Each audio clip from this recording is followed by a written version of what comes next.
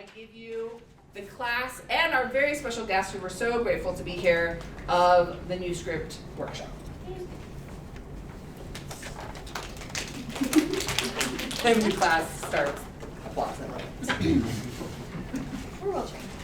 I love it. Weeping She Left Me by Alex Vaughn and Miranda Maurin. Act 1, Scene 1. The stage is empty and dark. We hear the buzz of a phone vibrating and then a beep of a voicemail. Hey, Danny. It's Jill again. Julia's Aunt Jillian. I don't know what exactly happened between you two before, but I know she would appreciate you coming to see her, even just to say. A click as the phone is hung up. A single column of light illuminates the stage, and into the light steps Danny, scared and determined, and wielding a wooden baseball bat. She looks up past the audience's heads. I don't know if you're real. I don't know if you're listening or if you care, but on the chance that you are, please don't let this end here. Let this be the kind of story where the hero gets the girl, and if not that, then at least let it be an epic, like the Odyssey. Make sure she makes it back home eventually. Exit Danny and enter the poet. They bow to the audience in greeting. The chorus creeps in, watching from the shadows. At the beginning of stories like these, it is traditional to invoke the muses. Sing, O goddess of the rage of Achilles. To help us tell it well, you understand. If we were Greek, which only some of us are, then here we would perhaps call upon Melpomene for her wisdom, for she is the muse of tragedy. Oh, lead my song in smooth and measured strains from olden days. But a tragic tale though this is, our heroine kneels in no temples to the Hellenist gods of old. Her faith was of a single god. Her only muse, a heavenly one, a holy spirit. Of man's first disobedience and the fruit of that forbidden tree. And she will have no guidance from him. She travels down into hell, and there is precious little there that might be called holy. Sing to me, sing of the man of twists and turns, driven time and again off a horse. Have you heard of this hell she ventures upon? Know you, listeners, of a Florentine called Dante? Midway upon the journey of life, I found myself in a dark start. There are many forests in his inferno, many shadowed places where one can feel alone. If a tree falls in a forest, Does anyone hear her scream? it is tradition to invoke the muses in stories like these, yes. But we will invoke none. None would be right to invoke. No Holy Spirit leads our heroine through the torment she encounters. The chorus moves forward, spreading across the stage like so many trees in a forest. She is led by a poet, a Greek poet, so you must forgive me if some of my own underworld seeps up through the cracks. But because it is a poet who guides her journey and not a muse, we will begin our tale with a poem, asking not for some distant deity to speak, but asking you, all of you, to listen, only to listen. Julia stumbles across the stage, lost among the bodies. She is frightened and crying, looking desperately for a friendly face. For what good does a sorrowful tale serve without anyone to hear it? Hear now and witness a tale of a heart, burdened with longing that summoned her down. This tale of death and a walk through the dark, secrets and souls buried deep underground. Come child, come hero, come monster and lie. Regrets and repentance meet deaf ears in hell. When saviors betray you and good people die, what judge could admonish the angel who fell? Dante before her had naught but a dream, no wisdom that strayed upon waking. Here we pluck heartstrings to play out the theme, and our hearts have a habit of breaking. Do you hear our song, a ballad, a waltz? Do we sing a sinner's lament? Or a hymn to a God unforgiving of faults? Abandon all hope, ye who enter. Enter our hero. Exit the poet, Julia and the chorus. Enter Danny. Scene 2. The stage shifts around Danny to form on the banks of the Acheron. She looks around, waiting for something to happen. Hello? Hello? Anyone there? Look, I can see the river Acheron right there. Isn't there supposed to be someone who can take me across it? Hello? Enter the Florentine, looking at a clipboard. You should not be here. Says who? Me and the schedule. You're late or you're early. And I could not say which is worse. Okay, Mr. Rabbit. Make up your mind. Am I late or am I early? Both. Either way, you are not on time, which means I do not have time for you. What are you talking about? I am talking about you sauntering in with whatever business it is you think you have. And with that, no doubt without payment too, I do not take kindly to being shortchanged. I have payment. Good for you. Come back later. Excuse me? No, I can't come back later. I have to get across. There's someone waiting for me. Well then, I am afraid they will have to continue waiting. You have missed the ferry, Signorina Daniela. Danny. It's Danny. And I wasn't aware the ferry ran on a schedule. No, of course you were not aware of it because you came in through the back channels instead of the way you're supposed to get down here, which is dying. Perhaps you would be more aware of things like the rules if you had followed them in the first place and died. Try that and then come back. Are you telling me to drop dead? I did consider saying go to hell, but someone would have to take you there, and as I keep saying, per favore sentire, you missed the boat. Well, call it back. You don't understand. I have to get through. Oh, que triste. You have to get through. My mistake. I did not realize. Let me send a message to the ferryman. Scusi, boatman! Attenzione! The rules have ceased to matter. Through the power of this little girl's agenda, we are throwing the rule book out of the window, and everything everyone ever asked for will be given to them. E viva l'anarchia! You do not have to get through. You want to get through. And an entitled, still-breathing American, I do not care what you want, particularly when what you want is absurd. Ferries coming and going, no system, only bribes, chaos. I expected a little more chaos, to be honest. Oh, you expected chaos, just as you expected to come waltzing into the inferno without obstacle, wandering where you please and staring starry-eyed at everything you pass, bothering the poor demons who are just trying to do their jobs. Menage tua, how can they be expected to get things done when they are beset with lost lovers every other century? I won't get lost. Uh-huh. So you admit you are a lover. I won't get lost. Incorrect. Expectations, self-delusions, these will get you lost quicker than a wrong turn. If you were smart, you would have left your expectations at the door. Well, non importa. You can leave them here. How exactly do you suggest I put them down? They're not physical things. I can't just undo 17 years of Sunday school. Ignore my centuries of wisdom, then. It is your own funeral, or lack thereof, I suppose. But do not say I didn't warn you when you're up to your recchie and devils, beating you with your own baggage. You said when, so you'll take me across? Porca paletta. Fine. I can get you to limbo, but it will cost you extra. What? Why? Because I do not like you. Because expectations are heavy. Because you have been horribly rude. And I will repeat it until I go mad. You're late. You pay extra. And here I thought the torture started after I crossed the Acheron. Si, che fortunato per te. Lucky you, you're getting an early start. Whatever. How much for a passage then? Lateness and extra weight included. What do you travel with? I brought coins. I made sure to do that. Danny pulls 3 large silver coins from her pocket. Greek traditions, che ridicola. You read too many myths. You give yourself a quest. You bring coins for the boatman. You bring steak for many-headed dog too. Menage a tua. One to cross in, one to cross out. But you bring a third. So what? So I was correct, as usual. You are a lover. You need the third coin for your long-last tesorino, see? The hot ticket. Shut up! It's none of your business why I'm here. My business, not my business. It changes nothing. You will only perish properly and end up back here with me, seeing as you do not even have a guide. The hell are you talking about? I need a guide? If you had done any research, perhaps just off the top of my head, if you had brought along the very handy-dandy guidebook to this place written by a certain generous poet several centuries ago, then you would know this already. 2 coins. Danny hefts her bat. A few members of the chorus enter, watching eagerly. You're really starting to piss me off, Eurovision. I'm about 2 seconds from finding out what happens if you bash a demon's head in. You will want to keep the devil on your shoulder under control while you are here.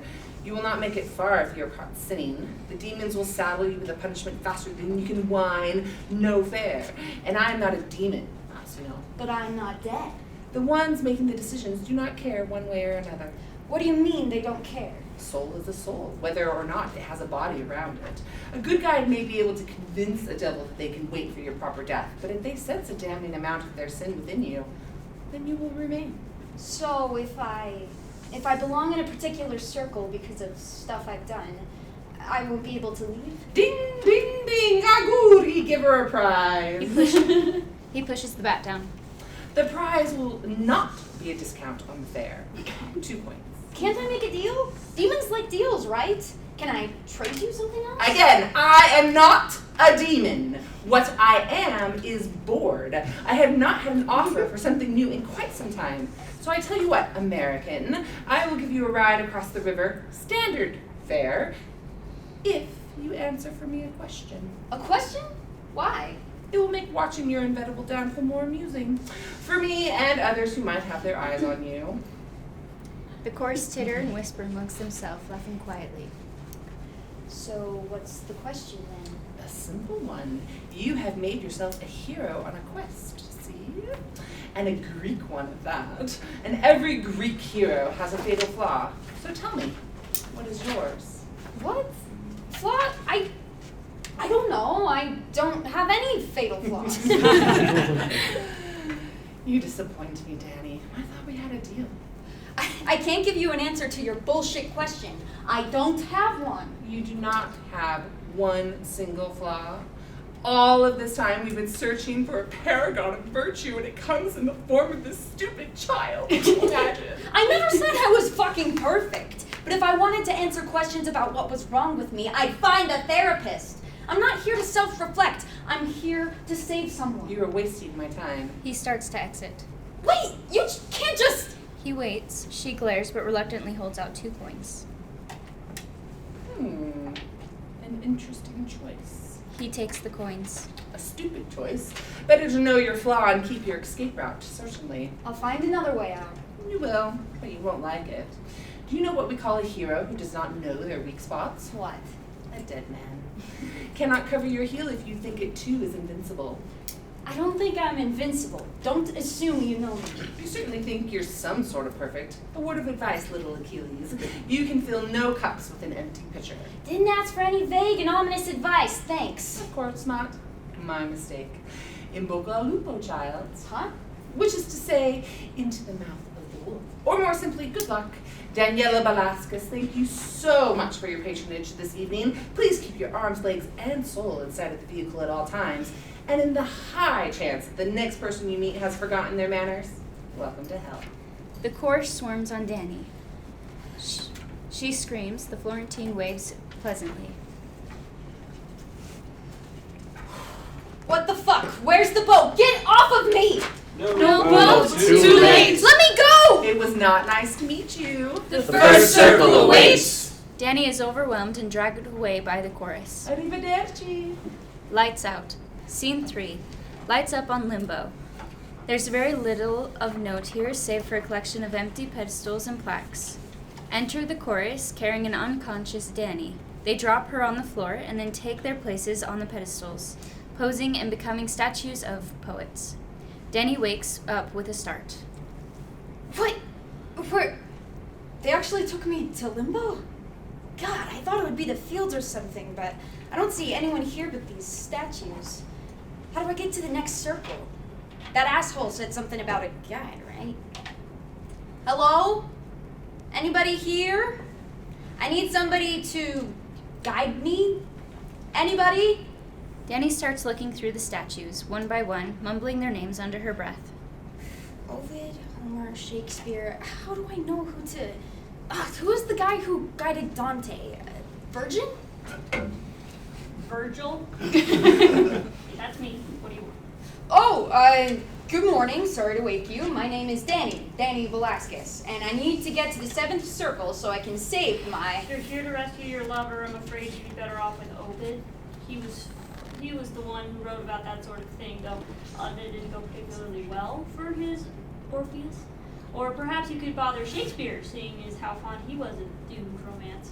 What's that supposed to? I've already done my pilgrimage with a very annoying young fan of mine. I have no wish to repeat the journey, particularly with someone who won't even ease the going with flattery. But Yes, you need a guide. Poets are the traditional choice, seeing as this whole place runs on poetic justice, and seeing how overrun limbo is with us, you understand. I do not understand. Someone who's been dead long enough to know this place and its circles, but who you feel a sort of familiarity with or connection to, poets, classical artists, people who were too detailed with their diaries, someone who aligns with your goal. So if you're trying to bring someone back from the dead, She's not dead. regardless, she's here. If your goal is to save her, you need to be guided by someone who has an interest in saving her. I do not. Goodbye. Fine. Like I wanted to hear your long-winded bullshit on my quest anyway. Asshole. She kicks the base of Virgil's pedestal. He smacks her upside the head and freezes again. Ow! Jeez. Right. Wakey wakey statues. I need a poet. Who's the lucky guy who gets to stretch his legs for a bit? Okay, morning everyone. Who's a poet? Oh, that's what he meant by overrun. Is there one of us you're particularly fond of? Someone you read a lot? I don't know. I'm not really a poetry person. That's more of a Julia thing. Her favorite poet is... Oh, okay. She's got to be here. She's like the only option. Sorry, excuse me. Does anybody know where I can find... Her Magnificence, the great Sappho Erissos of the Isle of Lesbos. The chorus parts, revealing Sappho. The poetess, the 10th muse, etc., etc. You've heard them all, I'm sure. Whoa, you're... Yes, aren't I just? You may have a moment to catch your breath. I don't actually have a moment. She is a sorry gardener who does not stop to smell the roses. I'm not a gardener. Nor a lover of metaphor. What is it I can do for you, my dear? Recite something, sign something? It has been so long since anyone... I need a little more than an autograph, actually. I'm here to save the love of my life. My girlfriend. My, how tenacious of you. Thank you? The problem is I need a guide through hell, and it needs to be you. Oh, is that so? You're a forward little thing, aren't you? Don't you know you ought to start with dinner before you ask for a thing like that? A formal introduction at the very least. I'm at a disadvantage after all. You know me, but I don't know you. What shall I call the brave creature that marches into my eternity and demands I abandon it for her quest? My name is Daniela Velasquez, but please call me Danny. Damn. Well, I do feel for your drive to rescue your paramour. Truly I do. None of mine ever needed saving, per se.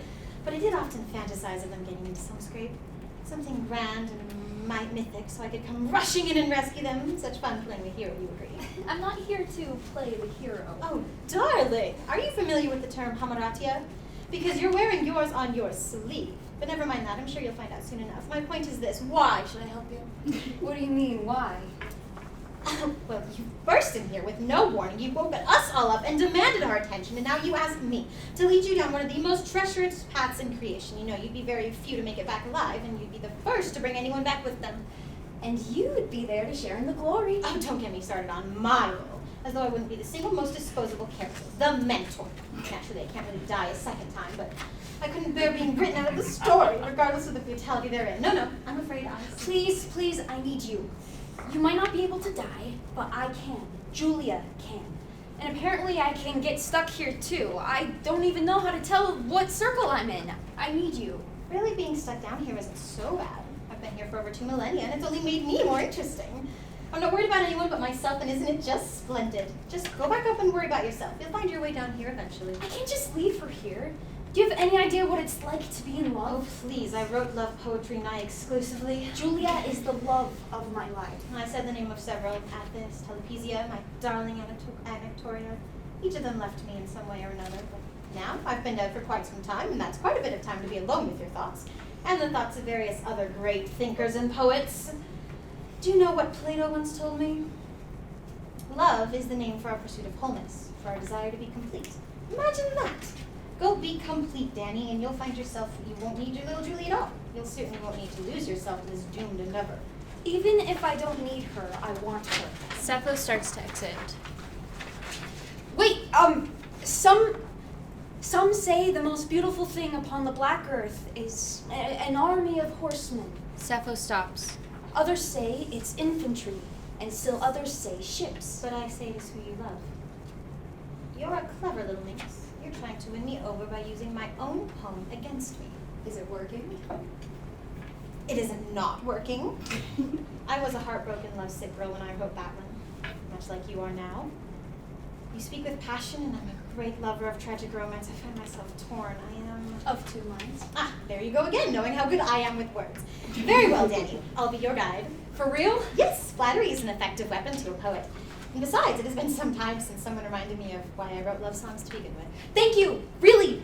Thank you! Okay, come on, there's no time to waste. Danny starts to run back the way she came. Danny, I'm meant to be leading you.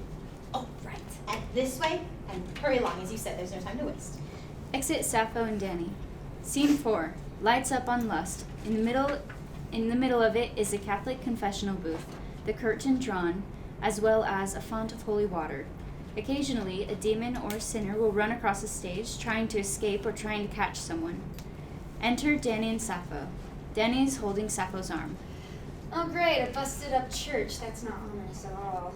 Is that what it looks like to you? I see only rocks and marble ruins. Are you crazy? It looks like someone dropped a bomb on St. Peter's Cathedral. Perspective tailors perception. It is the way of this place. Why does the Circle of Lust look like a dilapidated chapel, Danny? This is lust? When did that happen? When did we cross over? It is hard to say, though I imagine sometime around when you started hanging on to my arm.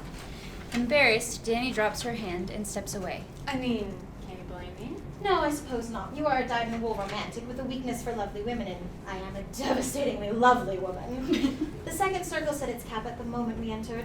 And here we are without a chaperone. Don't you dare! Even if I weren't 2,000 years old, I am too old for you. It was a joke. I'm taking to remember. Hope wanted this little field trip. Now, how do we get through here? Through is perhaps the wrong word. The next circle is beneath us, which means we need to find stairs or... She sees the confessional booth. An elevator! That's not a... Wait, you know about elevators? I'm not entirely out of touch, Danny. 200 BC wasn't so long after my time. Sappho pushes open the curtain on the booth, revealing Minos. Hello, my serious apologies for startling you. I did not realize we had visitors. Just passing through. Is that so? As a point of fact, I run something of a checkpoint station here. No one passes down to the lower levels without speaking to Minos. And why is that? I am the judge. I alone determine which level every sinner's soul will be cast. They confess to me their crimes, their sins, and I send them to their proper circle. But of course, that's only for the dead, and you, young lady, are very much alive. Thanks for noticing. Now, if you don't mind. Oh, but it has been so very long since we've had anyone hot-blooded stop by. And you've had such a long, arduous journey ahead. Consider this your final resting place. If you'll allow me the tasteless joke. Make yourself comfortable. Several playthings enter. They are seductive women dressed in red. No, thank you. We're kind of in a hurry. Well, there's no need to be rude, Danny. You are the man. We've got a long journey ahead of us. Staff, this is clearly a trap. One of the playthings touches Danny lightly, activating the state of being that the writers of this show like to refer as useless lesbian mode. Hi. I don't mean to be. You're very. I'm kind of in a rush. Why is that?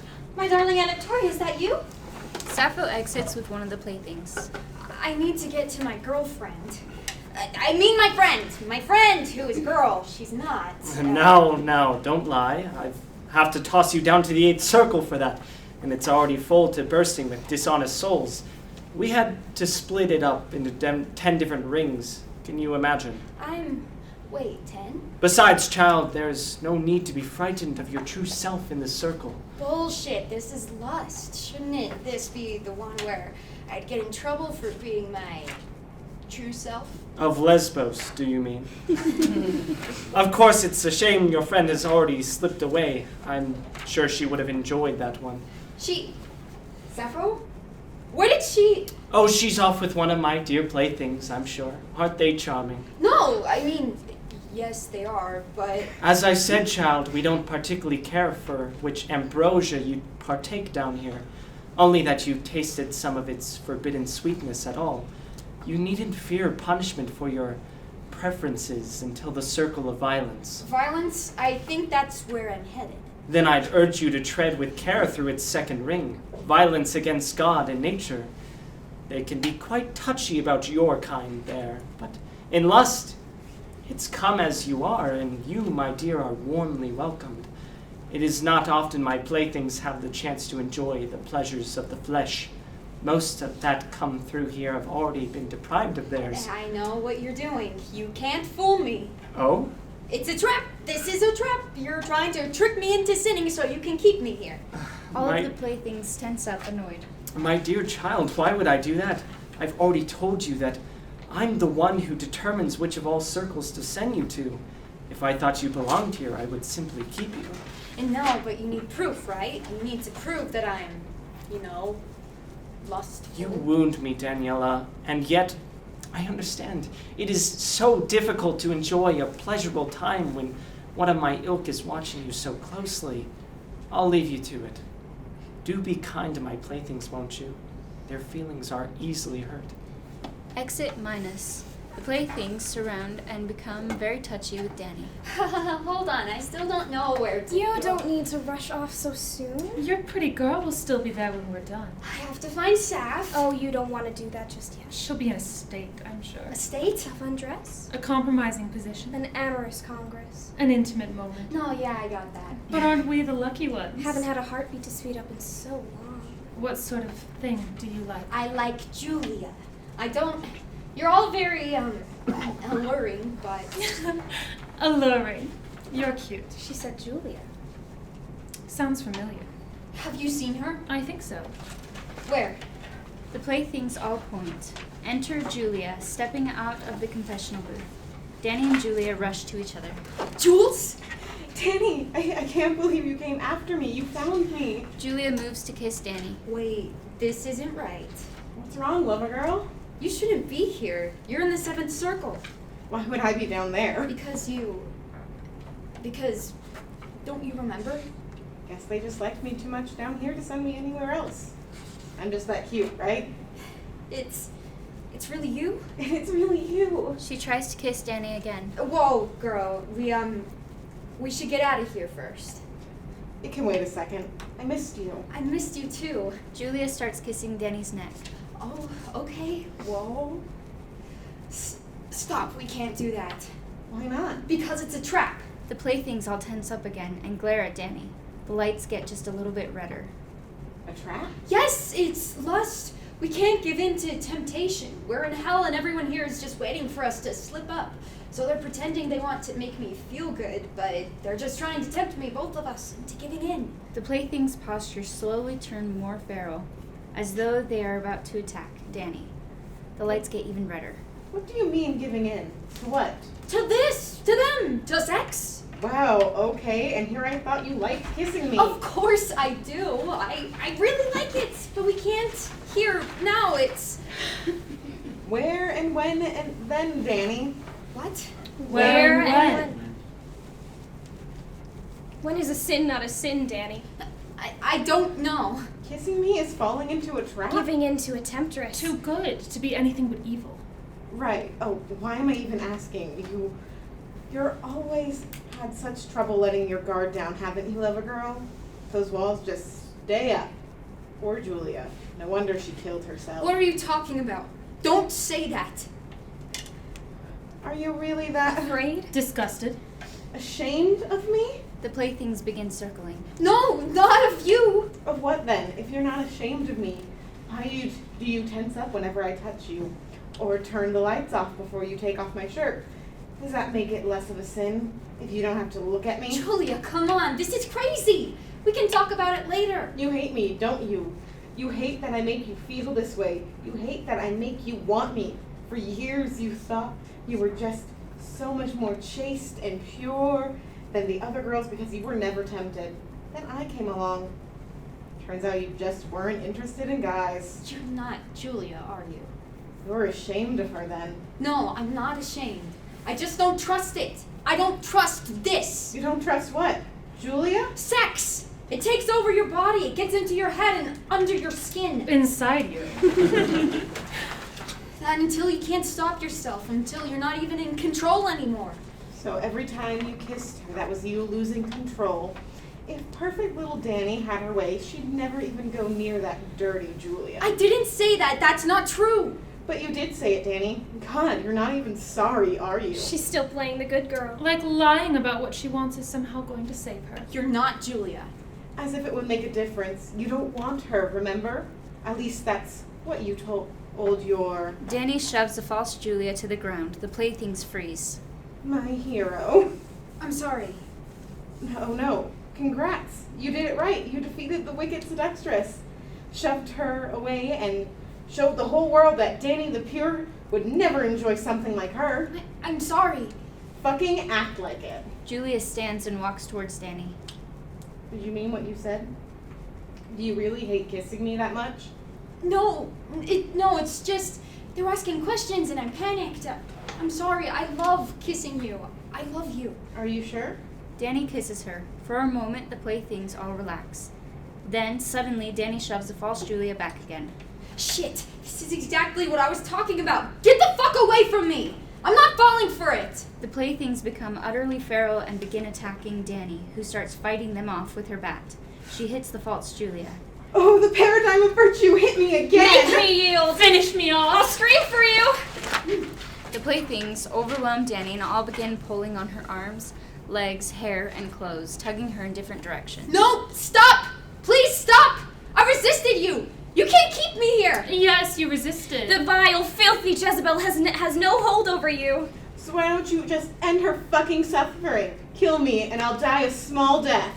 Over and over and over. Let me go! Stop! I'm sorry! Enter Sappho. She takes the bowl of holy water and tosses it across the playthings. Enough! The playthings drop Danny and whine and pat at their wet hair and clothes. They all exit. I apologize for leaving you behind. I assumed your devotion to your Julia would keep you from harming the circle. Are you all right? Yeah, I'm fine. What the hell were you? Thought I saw an old friend of mine. It turned out not to be her, but we had a nice time all the same. How did you get away? Get away? I thanked her for her company and walked. But you're guilty of lust. Doesn't that mean you have to stay here? Am I guilty? I don't feel guilty. She walks towards the confession booth. Frankly, Danny, I don't belong in this hell at all. I should be in Elysium, Greece, with bright blue water and dead people that speak my language. Instead, I am here, tried for things that aren't against my laws and assigned punishments that barely make me flinch. I doubt any circle could truly hold me unless I allowed it to, which I suspect is what makes me such an excellent guide. Are you coming? Into the booth? We need to go to the next circle, not confess anything. By the fates, Danny, learn to listen. Come here. Danny steps into the booth. Lift up that chin, darling. Cut a figure worthy of your task. Your Julia needs you. Danny straightens up. Where to next? A place riddled with wants. Do try to stay focused on what you came here for. Down we go! She pulls the cord straight down like a switch, and the seats in the confessional booth sink down like an elevator. Lights down. Scene 5. Lights up on a dining room with a long table laid with an enormous rotted feast. Seated around the table are the chorus, as sinners, bound to their seats. In the center is a young child. Why, Your Majesty, I'm so glad you came. It truly wouldn't be a dinner party without you. I've barely touched your food. I must insist you try the fish at least. They wave a rotted fish around in front of the sinner. Please. You wouldn't turn down my food for you, would you? That would be awfully rude. Oh no, are you feeling sick? Maybe you should take your medicine. It always makes me feel better. They produce an orange pill bottle and rattle it. They pry open the sinner's mouth and pour in several pills, then close his mouth and hand him a goblet. Sante. That means you drink. The sinner drinks and gags. See, that wasn't so hard, was it? But oh no, that was all of our wine. What's that? You'd like some more? Why, of course, I'll go get us some more. Nobody move a muscle while I'm gone, Simon says. The child skips happily out of the room. Enter Danny and Sappho. We should be able to move quickly through these circles. You do not struggle with. Oh my god, this is revolting. We're in gluttony? And Arrivis? Yes, greed. How can we both be in greed and gluttony? They're different circles. They were once, hundreds of years ago, but in the centuries since, they've been subject to a contemptible merger. Merger? Which circle absorbed which? That is entirely dependent on who you ask. The citizens of each were so desperate for more, like two countries at war for territory. They both kept spreading outward until the two hungry domains simply blurred together. These days it's nigh impossible to know where one ends and the other begins. Any demon you speak to will insist the entirety belongs to whichever circle they consider theirs. Huh. So what's with these freaky dolls? I believe those are some of the souls being tortured.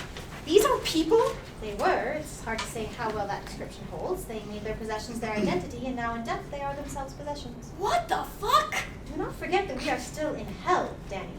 This is by no means the worst of the punishments we will encounter. Shouldn't we help them? Don't be a fool. Do you want to abandon your search for one girl to instead save every single soul in all of torment?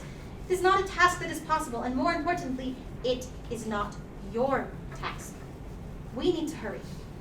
There are certainly other souls running about this place, hiding from the host of this charming dinner, and they will not care how noble your intentions are. They will devour you. Let us go. They start to walk, but Danny notices something on the table. Wait, how did this get here? She picks up a butterfly knife and stares at it. Enter the child. This shouldn't be here. What part of move quickly did you not understand? That's mine! Don't touch it! It is not! The child throws a goblet at Danny. Ow! Fuck! You weren't invited! I'm the owner! You weren't invited! You own hell? Not yet, but I own everything in my house. Sit down! As though not in control of her body, Danny stops moving, lurches over to a chair, and sits. The child retrieves the knife. What? Stop it! Make it stop! Hey! Stop it! Oh, please! That's what you sound like, you idiot. Gracious host, the impertinent young lady here is not yet dead. She doesn't belong in your home. Then why is she even here, ruining my game? None of your business. It is my business. Everything here is my business. That knife isn't. You can't just... I can do whatever I want in my house. This is my place. That means my rules, my stuff, and my you. You messed with my toys. They aren't toys. They're people. You can't own people. Shows what you know. Everyone owns people. You look at them, you play with them, you boss them around. No, everyone does not. We got rid of slavery. Only mostly. That's the part that I'm talking about. Like one in the middle there. He was a king or something. One of the Henrys. He had all these wives and all these kitties, and he wanted them in mint condition, straight out of the box, collectible edition. And when he got bored of them, he'd give them to other people, or throw them away and rip their heads off. And that's not what you do with a toy. I don't know what it is. When I heard about him, I knew he'd like my kinds of games that I play down here. That's horrible. You think you're better than me, don't you? You think you're so innocent, but you're not. You're insane. Like I care what you think. The only option I care about is mine. And I know it. And you know what I think? Enlighten me. I think if you're going to go to my house, you gotta pay a toll. I'll let you go, little miss not dead yet. Thank you. But first, we're gonna play truth or dare. The child fills a goblet and sets it in front of Danny. Truth or dare? Just kidding, you're gonna do both. Drink. I dare you. What is that? It's water from the river Styx. They're right next door. Sometimes they ask me for a cup of sugar and I trade them for it. Now drink it. Danny, still puppeted, drinks the water. There. Happy? That was your dare. Now truth. Since you think you're so perfect with your you can't own people, blah blah blah, I want to know what you think belongs to you. Who is all yours? The lighting shifts as a memory begins to play. I don't really understand what the big deal is. You were flirting with him. No, I was not. He was flirting with me, and I was letting him. How is that any different? If I'm not flirting back, it's just a regular conversation. If he starts flirting with me, what exactly am I supposed to do? Tell him, back off, buddy, I've got a girlfriend. No. I'm not saying I don't get it, Danny, but if you're so concerned about us being a secret, then you can't also be visibly possessive when someone flirts with me. Like, come on. It's just... What? It's just what? I just would like you to be mine. Not like you can't talk to other people. It's just... People think you're single, so they flirt with you. And I don't want them to be, like, successful at it, because I want you to be mine. I'm sorry. I know I overreacted. I'll forgive you. On one condition. You wear the St. Christopher medallion I got you. Julia holds up a little gold pendant on a chain. I told you, I think it's too obvious. Please? No one's done that in like 100 years. It'll fly right under the radar. Adults will know what it means, especially at church. They'll assume a guy gave it to you. You can call him Kirk. Kirk? Yeah, like Kurlaskus of Eridos. You know, Sappho's super manly, definitely real husband. Why do you want me to wear it so badly anyway? Same reason you don't like it when other people flirt with me. On some cosmic level, it means you're mine. It's like a big neon arrow blinking, I belong to someone, back off. I love Julia, property of Julia. That's the part that scares me. Okay, so I'll just see where that guy went. Don't you dare! Danny pulls Julia into her. Julia laughs and presses the St. Christopher into Danny's hand, then exits. Danny is yanked back into the chair and the lights go back to normal. What was that? The Styx is the river of time. It likes to dredge up the past. And look who's a hypocrite. You can go. I don't want to play with you anyway. They release Danny. I want that knife. Too bad. You can keep the medallion, though. You know, if you're not too scared of it. I know you don't think you want to belong to anyone. Danny looks and realizes that she's still holding the St. Christopher necklace. She puts it on. You don't own me. Oh, you wish. Danny and Sappho exit. Lights down. Scene 6. Lights up on a riverbank. A splintered boat is tied to a dock. Enter Danny and Sappho as sounds of combat swell around them. Swords against shields, gunfire, and even occasional cannon shot. How did they even get the damn knife? How did it even get here? How? Danny notices the destroyed boat. Great. Just great. I'm guessing this was our ride. Yes, an unfortunate inconvenience. Great. Fucking fantastic, actually. Perhaps one of the naval combatants could. Shit! She kicks the boat. Peace, Danny, we only need to find some other path. Are you kidding? Do you see another fucking path? It's water, Saf. It's a river. How am I supposed to? Fuck! Danny slams her bat into the side of the boat a few times. This is uncharacteristic. Normally you waste your energy on things that hit back. This is wrath, right? However, did you manage to work that out? Ah, forgive me, oh master, if I'm a little caught up in the heat of it all. I'm only human. We're both human, Danny, and it appears that only one of us has learned the art of reining in our passions. Well, maybe I'm sick of hiding my passions. What if I'm sick of it, huh? What if I've been reining shit in for the last 17 years and I just want to take a second in the hell to let some of it out? What then? It would be unwise to let your anger get the better of you in this place. Wouldn't it? Do you think so? She hits the boat again. I will not dignify that with a response. Oh, you won't dignify it. It would be unwise. Don't hit things, Danny. Stop feeling it, Danny. Keep it down. Danny, keep it together. Hold it together. She hits the boat over and over again. Enough! I'm not really in the mood to care about what's wise right now. Who cares about wise? Not me, clearly. I mean, I'm here. What's wise about that? One final solid hit, the boat is a pile of shattered planks. Danny, this circle, much like the others, will try to exercise its hold over your soul.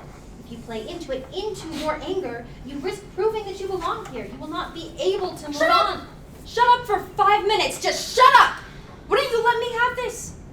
I would never get to just blow up. Just let me feel it. I see. Very well. If you wish to blow up, oh great Vesuvius, have at it. I shall not hinder you. She turns away. Where are you going? Oh, my apologies. Would you not prefer solitude for your childish explosion? Obviously not. I need a minute. Fine. Have a minute. Do find me when you've excised yourself of your crippling pride. Now I'm just childish. I will not indulge your temper tantrums. You asked me to guide you along your journey, not trot after you while you repeatedly ignore my instructions. If you are this enamored with finding me at every turn, then perhaps you do belong here! What? I said perhaps you do belong here, where you can fight to your heart's content. Enjoy it. It will not be with me. Don't go. Hey! Sappho exits. Fine. Be that way. I'll find my own way across. I don't need you. I didn't even want a guide in the first place. I'll fucking swim across. See if I care. A sudden clamor is heard from off stage. A demon runs on. I think not, you sniveling bastard! A pistol shot is heard and the demon falls to the ground dead. What the hell? Enter Captain Goldfinch. The chorus enters after him as brawling pirates and demons. Damned coward. Another pirate takes Goldfinch's gun and runs. What? You bleeding bilge rat, get back here! You'll be swinging from the hempen halter, mark me! That was my favourite flintlock. Had that one off Hurnagold, the blasted turncoat. Oi! Captain needs a pistol. Pistol, sir! The pirate tosses a pistol before being immediately run through and dragged away. This is insane. Who are you people? Ah! A pirate pulls Danny into a chokehold. The name's Goldfinch, lass. Captain Edward Goldfinch. At your service. Pleasure. Any chance you could... Oh, aye. Goldfinch shoots the pirates holding Danny. She's once again tossed into the fray. Hey, look, I'm not a part of this. Ah!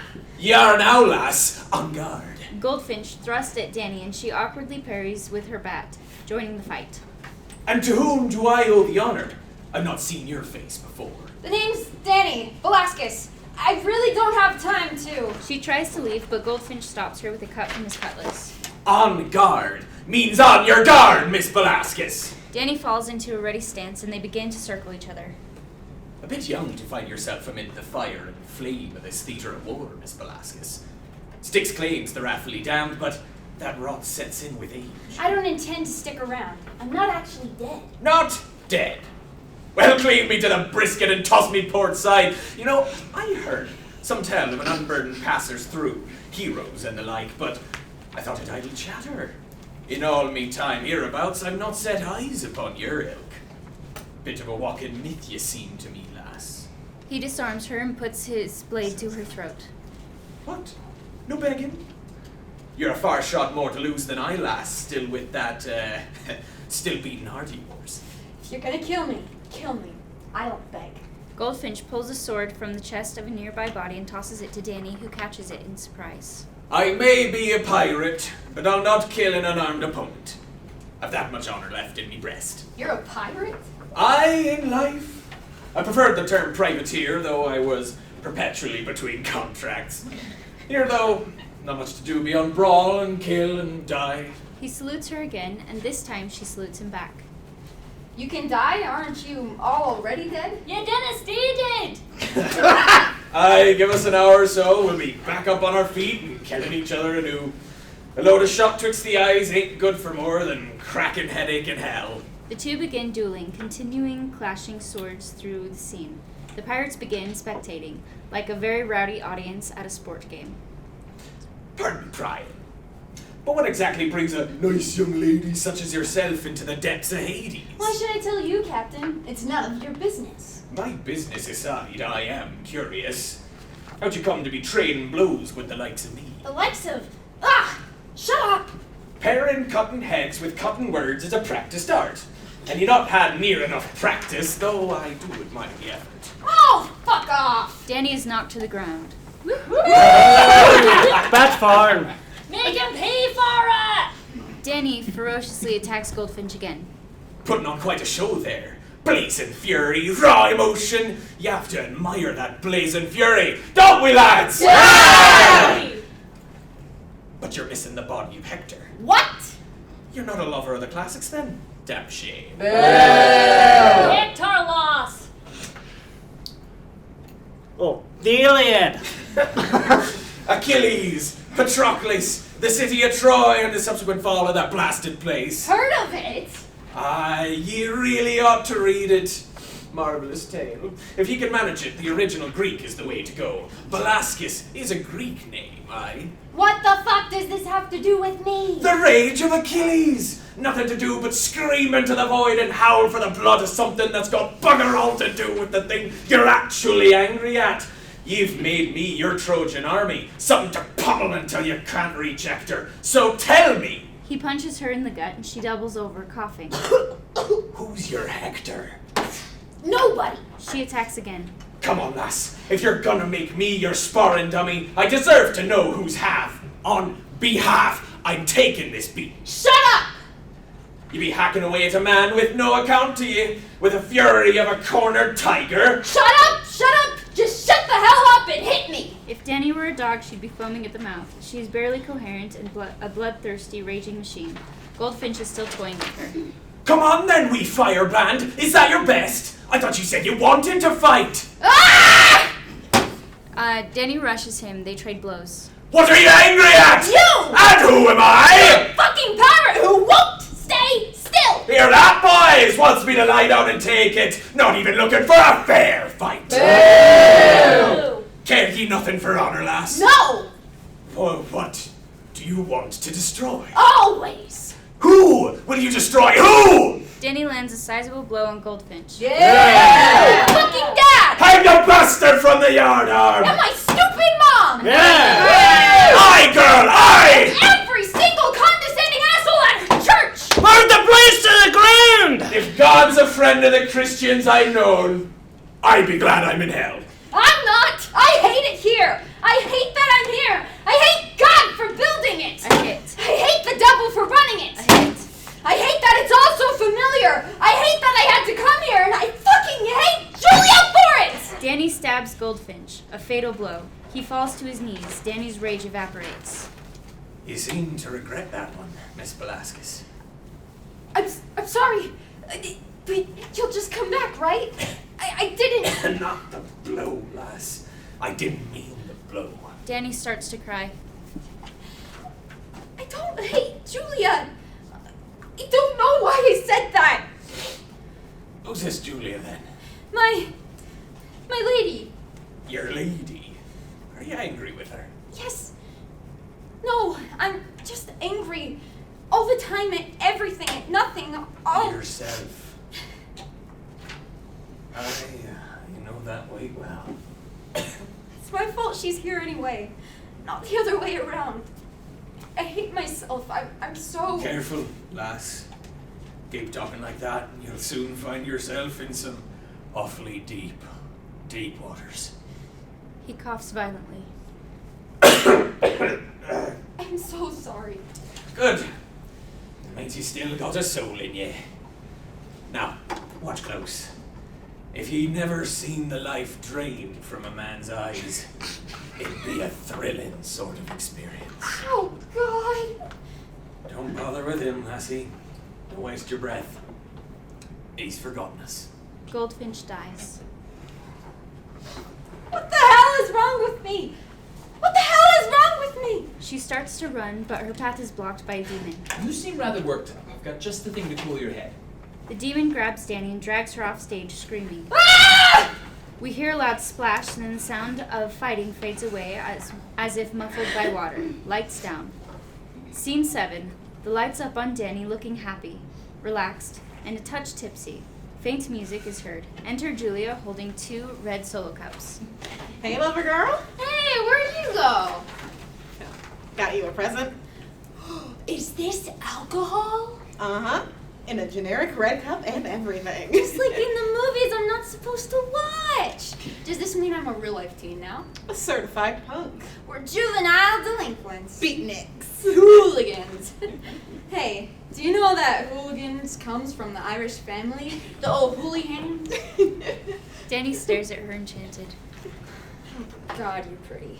Careful. Someone inside might think you're some kind of queer. That'd be pretty punk rock of me, though. I drink to that. Santé. Danny drinks, but Julia takes out a bottle of pills, pops a handful in her mouth, and washes them down with the alcohol. Valium? Julia. You shouldn't do that many. Doesn't it make you feel, like, down? It's a downer, technically. It makes me relaxed. What are you? A cop? You're not supposed to take them with alcohol either. Hey, strictly speaking, neither of us are supposed to have alcohol at all. So if you're gonna harp about being responsible... Julia steals Danny's cup and drinks it. Hey, thief! God probably hates you now. God hates a lot of things about me.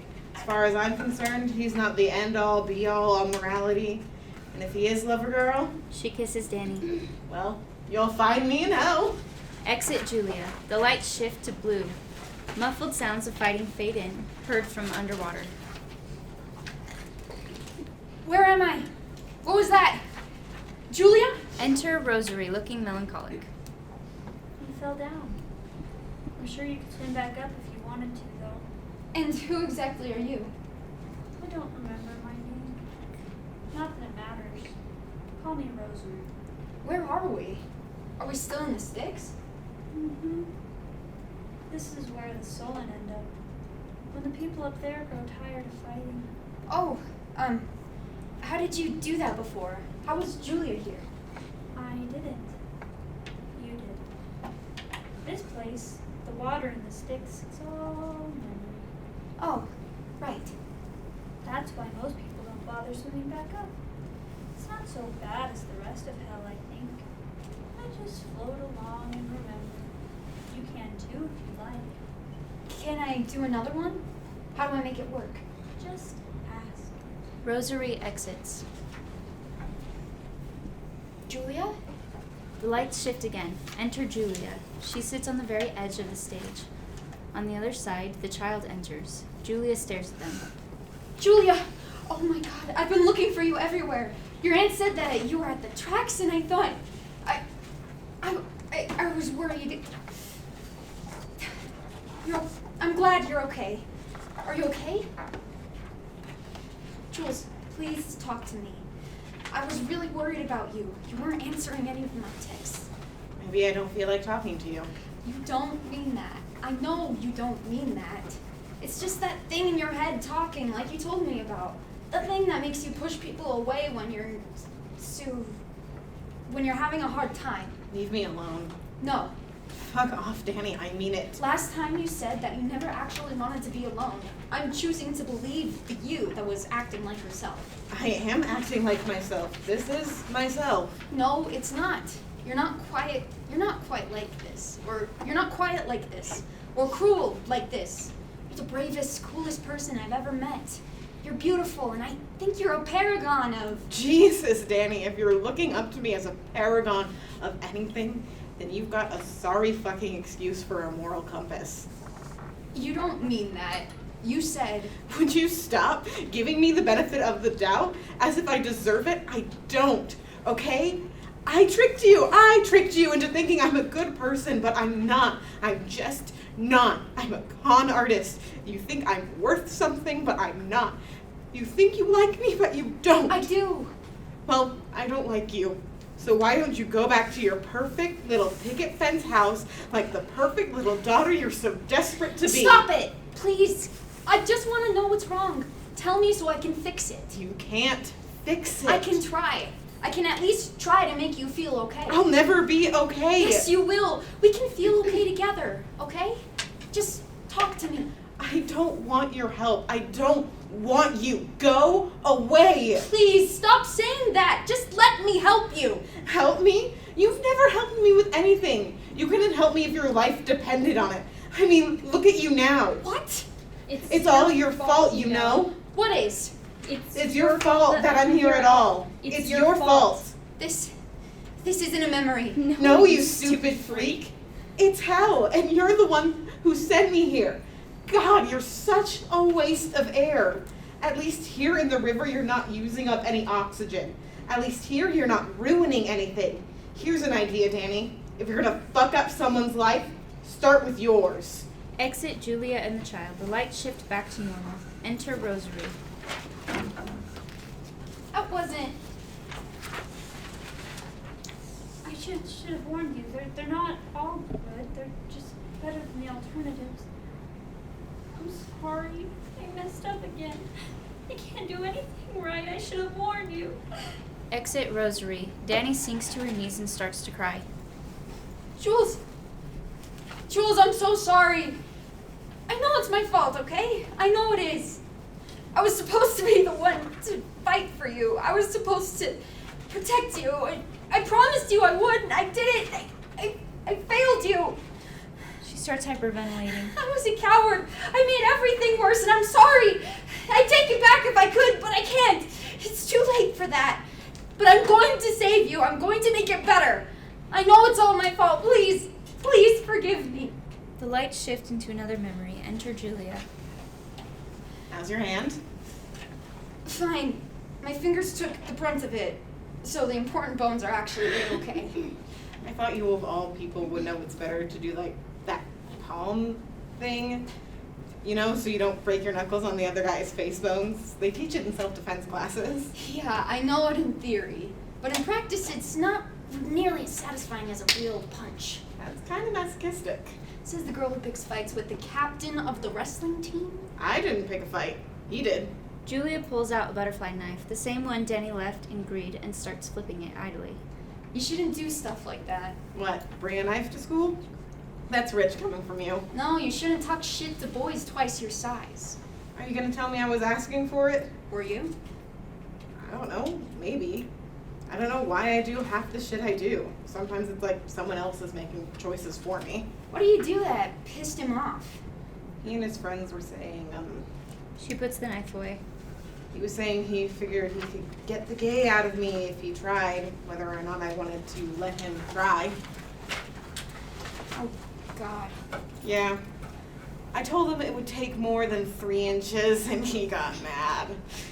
Then I might have implied that I could cuck his dad, and he got madder, and then he hit me, and then you were there. Shit, he actually hit you? I didn't see. I just heard him threatening you. I thought. No, he got one in. Look. She shows a spot on her chin where the bruise is starting to form. I'm sorry. I'm so sorry. I thought I was quick enough. Why are you sorry? You're not the one who hit me.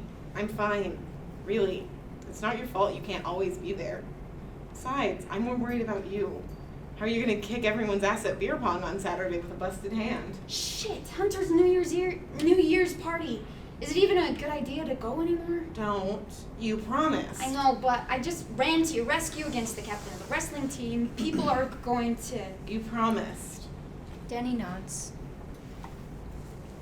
You had a knife on you. Why didn't you pull it out when things started getting physical?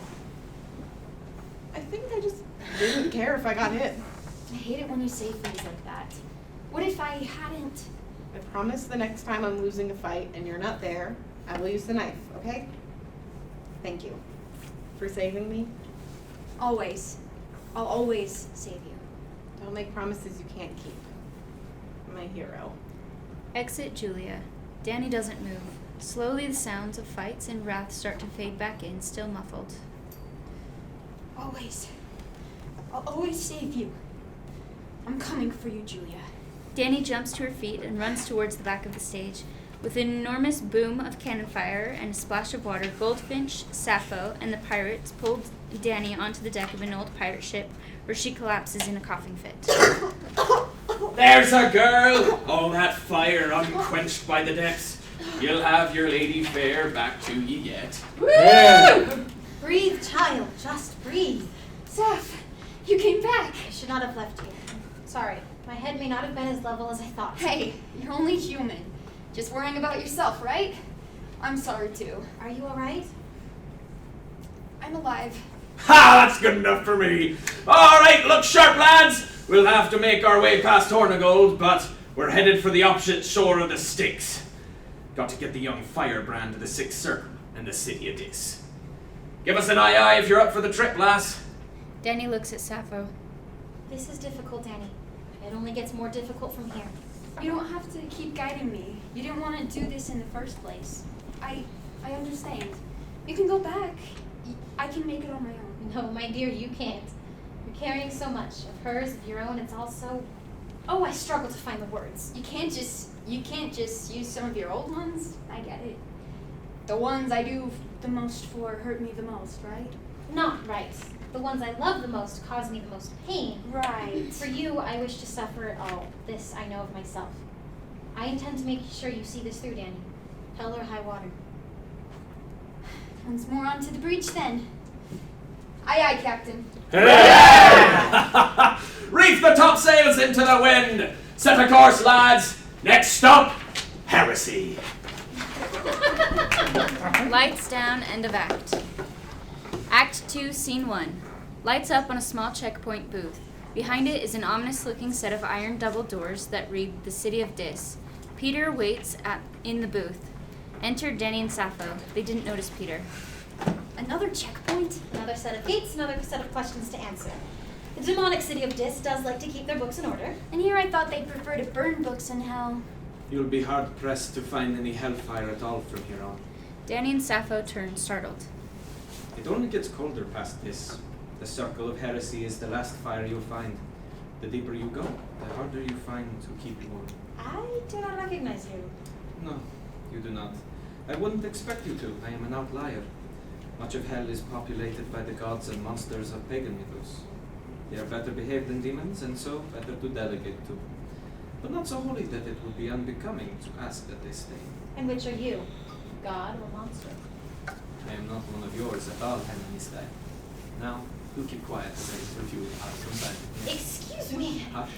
Sappho narrows her eyes indignantly. She sits down on a nearby waiting bench. Okay, so if you're not a demon or an angel or some kind of monster, who are you? Simply a man, doing service as penance for denying the truth of God. They put you as the doorman? Peter always greets you at the gates. Peter? As in Saint Peter? Don't. I'm not a saint. Don't let them tell you I am. But you are not here for idle conversation. You are here with a purpose. Yes, What is the nature of your visit? what?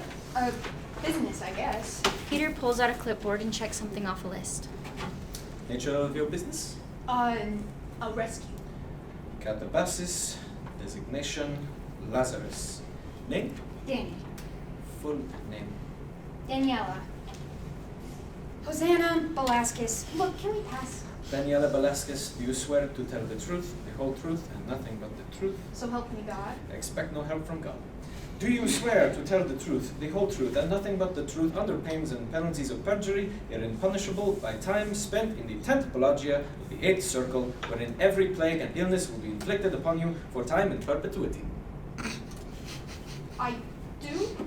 And you acknowledge and accept the potential risks to your mental, physical, spiritual, and emotional health and well-being, and continuing on your quest through the final circles. Furthermore, do you agree that the judicial court of the heavenly host is neither responsible for any traumatic experiences you may encounter, nor liable for any repercussions you may feel are necessary after said journey has concluded? I do. Are you a registered citizen? Of hell? Obviously. Obviously not. Are you a veteran of any holy wars, and if yes, with what allegiance? No. And please, Danny holds out her right hand. your left hand. Danny holds out her left hand. Peter turns it, palm up, pulls out a familiar-looking butterfly knife, and draws the blade across her hand. He takes out a fountain pen, dips it in the blood, and holds the clipboard out to her. Sign here. Danny signs. Peter hands her a strip of gauze, and she starts to wrap her hand. Ow. Is this why they call this sort of thing red tape? She looks between Peter and Sappho, half-heartedly hoping for a laugh. None comes. One more question, Miss Velasquez. Yeah? Do you, Danny Velasquez, believe in the Word of God? Believe that God exists, that the doctrine you subscribe to is correct, that it is good, and that is the only true gospel? Furthermore, do you believe that He is all-knowing and above reproach, and that His word is true? I mean, it's kind of hard to deny given the circumstances. For the sake of the document, I do require a yes or no answer. Danny, do you believe in the God you have been raised to believe in? The one I was raised to believe in? I don't know. You don't? The God I was raised to believe in, the one I spent 17 years of my life praying to and apologizing to, the one that my entire family is so damn obsessed with, all he does is demand worship. Like he's counting seats every Sunday to make sure everyone showed up. And if we miss even like 1 week, then we're failing him. He punishes anyone who has a problem with his stupid rule book. But everyone's always gushing about how he killed his son so he could have the luxury of fucking up every once in a while without being punished. He's cruel, he's jealous, he's narcissistic. We're supposed to act like he's forgiving when he's just not. There's no room for error. Nothing is ever good enough for him because he wants us to be perfect like he is. And it's just not possible. What does believing in him even mean? What, that I think he's real or that I think he's right? Because if he's real, I don't want him to be. He made me the way I am and then told me I was made wrong. I don't want him to be God. That's not faith, right? I don't trust him. I don't have faith in him. He sent Julia here. He's gonna send me here if he's the way they all say he is. So, no, I don't believe in that God. I can't. I won't. I don't. No. Peter and Sappho both stare at Danny as she realizes what she just said. I mean, I didn't mean to. No. Good. What? Thank you for your cooperation, Miss Velasquez. Go through the violence. I'm not getting stuck in heresy? No. You will find the 7th circle on the other side of this gate to my left. No need to enter the 6th. But I denied. The God you denied does not exist to punish you. You are no heretic. There is nothing here for you to lay eyes on. Thank you. Do not thank me. I haven't done anything beyond what's been asked. Thank you all the same. Doing what's asked of you can be really hard. And yet, at times, doing something else is even more so. Don't you find that to be the case? When it's someone you love, yes. It's difficult to ignore what they ask from you.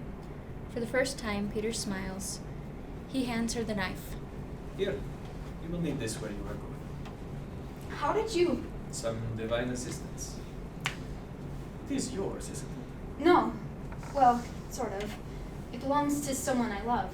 Peter takes Danny's bandaged hand. He brushes his fingers over where the cut is, though it is hidden. Someone I love has a scar in the same spot. Wear it with pride. I will. Danny, we have delayed here enough. Come. Yeah. Bye, Peter. Peter waves farewell. Danny and Sappho exit. Lights down. Scene 2. Lights up on violence. It is loud and horrible as the chorus fight and yell at each other incoherently. It is a prison riot, people screaming and beating each other to death, seemingly unmotivated, shouting in various languages, fleeing or cowering and rocking back and forth, etc. Vaughn ipstum udositamet, consector velen nit, sever timitevio. Overlooking the scene are 3 harpies. They are Viotita, Vevelosi, and Adamonia. Did you see that? That one showed mercy. The madness isn't ruining them the way it's meant to. There's always fewer of mine in the mix than I'd like, and your lot keep watering down the chaos. Don't you blame this on me. They don't always have to be hurting each other. That's what we're here for. The harpies attack some of the chorus. They laugh as they drag their screaming prey off stage. Ah. Enter Danny and Sappho. I can't believe I lost my bat and brat. How are we going? The knife will have to do. C'est qui peut être une raison de vivre et en même temps une excellente raison de Julia's mourir. in here, in the middle of all this? She would be in the forest in the very center of the circle. It should be quieter there. Why? 3 kinds of violence being punished 3 different ways. The forest is for those like Julia, and that is not the kind of violence that is usually obvious to those nearby. Unlike the other 2, this bloody pell-mell, I'm sure, is for the murderous. The babbling must be for those who violated the laws of nature. That is to say, People like us. right? People like us. Enter Francesca. With a scream, she's chased by a bedlamite. He catches her and begins beating her viciously. Danny instinctively runs forward and pries him off her. Aiutami, Dio Salvatore! Hey, leave her alone! Dan, you mustn't any violence at all will... Danny punches the bedlamite, knocking him unconscious.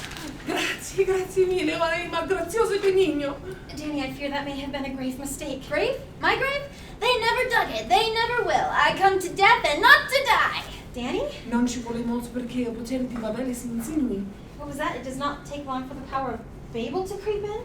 Captain Cook and Cain and Abel, Jimi Hendrix to the Tower of Babel. It's a miracle. I don't understand. Nessuno capisce qui. Over my head. It's all going, gone. I don't understand. Over 6 feet under. Over. Do you copy? Do you read me? I read you. Your poems. Danny, listen to me. This prison wishes to keep you from communicating. It keeps you from finding your own words. It wishes to drive you mad, but your mind is still your own. I cannot say a thing, and my tongue stiffens into silence. A rush of blood blooms in my ears, and then my eyes go dark. One of my poems. Oh, yes, exactly. You can't find your own words, so use someone else's until we can get out of here. We just need to find the forest and... The harpies re-enter. Francesca hides behind Danny, but they spot her. It strikes! Now body turn to air, or Lucifer will bear thee quick to hell! Viotita, bibliosi and dimina. Here's our little runaway. Amor conduci noi ad morte. Did you think something made of flesh and blood would shield you properly? Little Francesca, the worst thing you can do here is bleed. The others will get it into their nostrils and swarm like sharks. Sharks, harpies, and me without my riptide. Francesca tries to run, but Viotita cuts her down mercilessly, killing her. Now, who are you to try and break into our domain and steal souls from us? I'm nobody. Who are you? Are you nobody too? Nobody blinded you. Somebody should. Look at that, Vivalosa. She's already lost herself to the madness, and she brought her own blade. She must be itching to cause destruction. I'm not so sure. She walked down here all on her own. Doesn't that speak to a self-destructive instinct? I think she's mine. Both of you shut up. I think if there's any kind of violence she's committed, it's against God and nature. Don't you see who she's with? The harpies turn to Sappho. I don't believe we've had the pleasure. No, we haven't. But I've always wanted to get my claws into you. Sappho of Lesbos, the one that started it all. You got away on a technicality, didn't you? Technically not the same gospel, technically doesn't abide by our rules. You haven't a clue how badly we've been missing you. I miss the bad things. The way you hate me. I miss the screaming. I was hardly the first lesbian in either sense of the word. Oh, but you might as well be. No one else wrote anything down. So many little abominations came down here with your words on their tongue. At least until I ripped them out. I implore you, let the child go. She was only defending... Every criminal has such a good rationale behind their crimes. Besides, it doesn't matter what the little dyke did, you see. What matters is what she is. She knows deep down in her little deformed heart that she belongs here. She deserves to fill the vacancy in our little reformatory. But she doesn't. She's a child. She doesn't deserve any of this. Surely you can understand that. Assuming anyone understands anything in this circle is a fool's errand. Danny begins to panic, visibly unraveling. I speak no words. I speak no mask. Though wear it like a mask, my face like a second skin, like a heart on my sleeve. I would eat his heart in the marketplace. They would eat my unruly heart in the marketplace. Eat! I'm heartless anyway. Just ask her. She want me to suffer. The harpies grab Danny. Danny screams. Ah! Danny, please, you can't take her. I will burn your filthy soul into clean white ash. No! Remove her head and we'll drink from the bloody fountain. You can bring her skull to her lover in the forest, Adamonia. Oh, hail be her majesty, Madame Guillotine. Take me instead! Say that again. You said that all you really want is another soul to torment, yes? And that you've waited for me for centuries.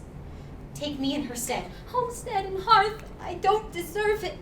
You would sacrifice yourself for this pitiful wailing thing. The lyre of Lesbos herself. The original Sapphic. What a prize that would be. What are your terms, poet? You will release my charge. You will guide her to the forest and to the one within that she seeks. No harm will come to her by your hands until she completes that task. In exchange, I will serve the term that would have been hers. I want her. But what if the girl succeeds and escapes? What? Would that end the sentence? It would have to. She would no longer be in hell. We'd lose the poet. A short deal. Worry not, sisters. I know who this child seeks within my orchard. She will not succeed. Adamonia releases Danny. The circle of violence accepts your most gracious offer, Sappho of Lesbos. I will bring the girl to the forest and her prize therein, unharmed. In exchange, her sins and sentence will become your own. It is done. Adamonia and Sappho shake hands. There's a rush of sound as Danny's words return to her, and the madness takes Sappho. The harpies toss Danny to the ground. We'll let you say your goodbyes, child. Make them bitter and painful. We have a feast to prepare, and your Sappho is our guest of honor. Vivelosi and Viotita exit, taking Francesca's corpse. Oh God, can I talk again? I wish to tell you something, but shame prevents me. Saf, when I was young and in love, I too wore garlands in my hair. No. What did you do? What can I do? It is not possible to return to my youth, for even Eos the Dawn, whose arms are roses, who brings light to the end of the earth, found that time and its end embraced even her immortal lover. She took your place, and now I am to be the one to lead you to your journey's end. No, I need you, Saf. You can't. Why did you? I know I must die. You're already dead. You said yourself you don't belong here, so come on, let's go. What do we do, you ask, when gentle Adonais is dying? Beat your breasts, you women, tear your tunics and mourn.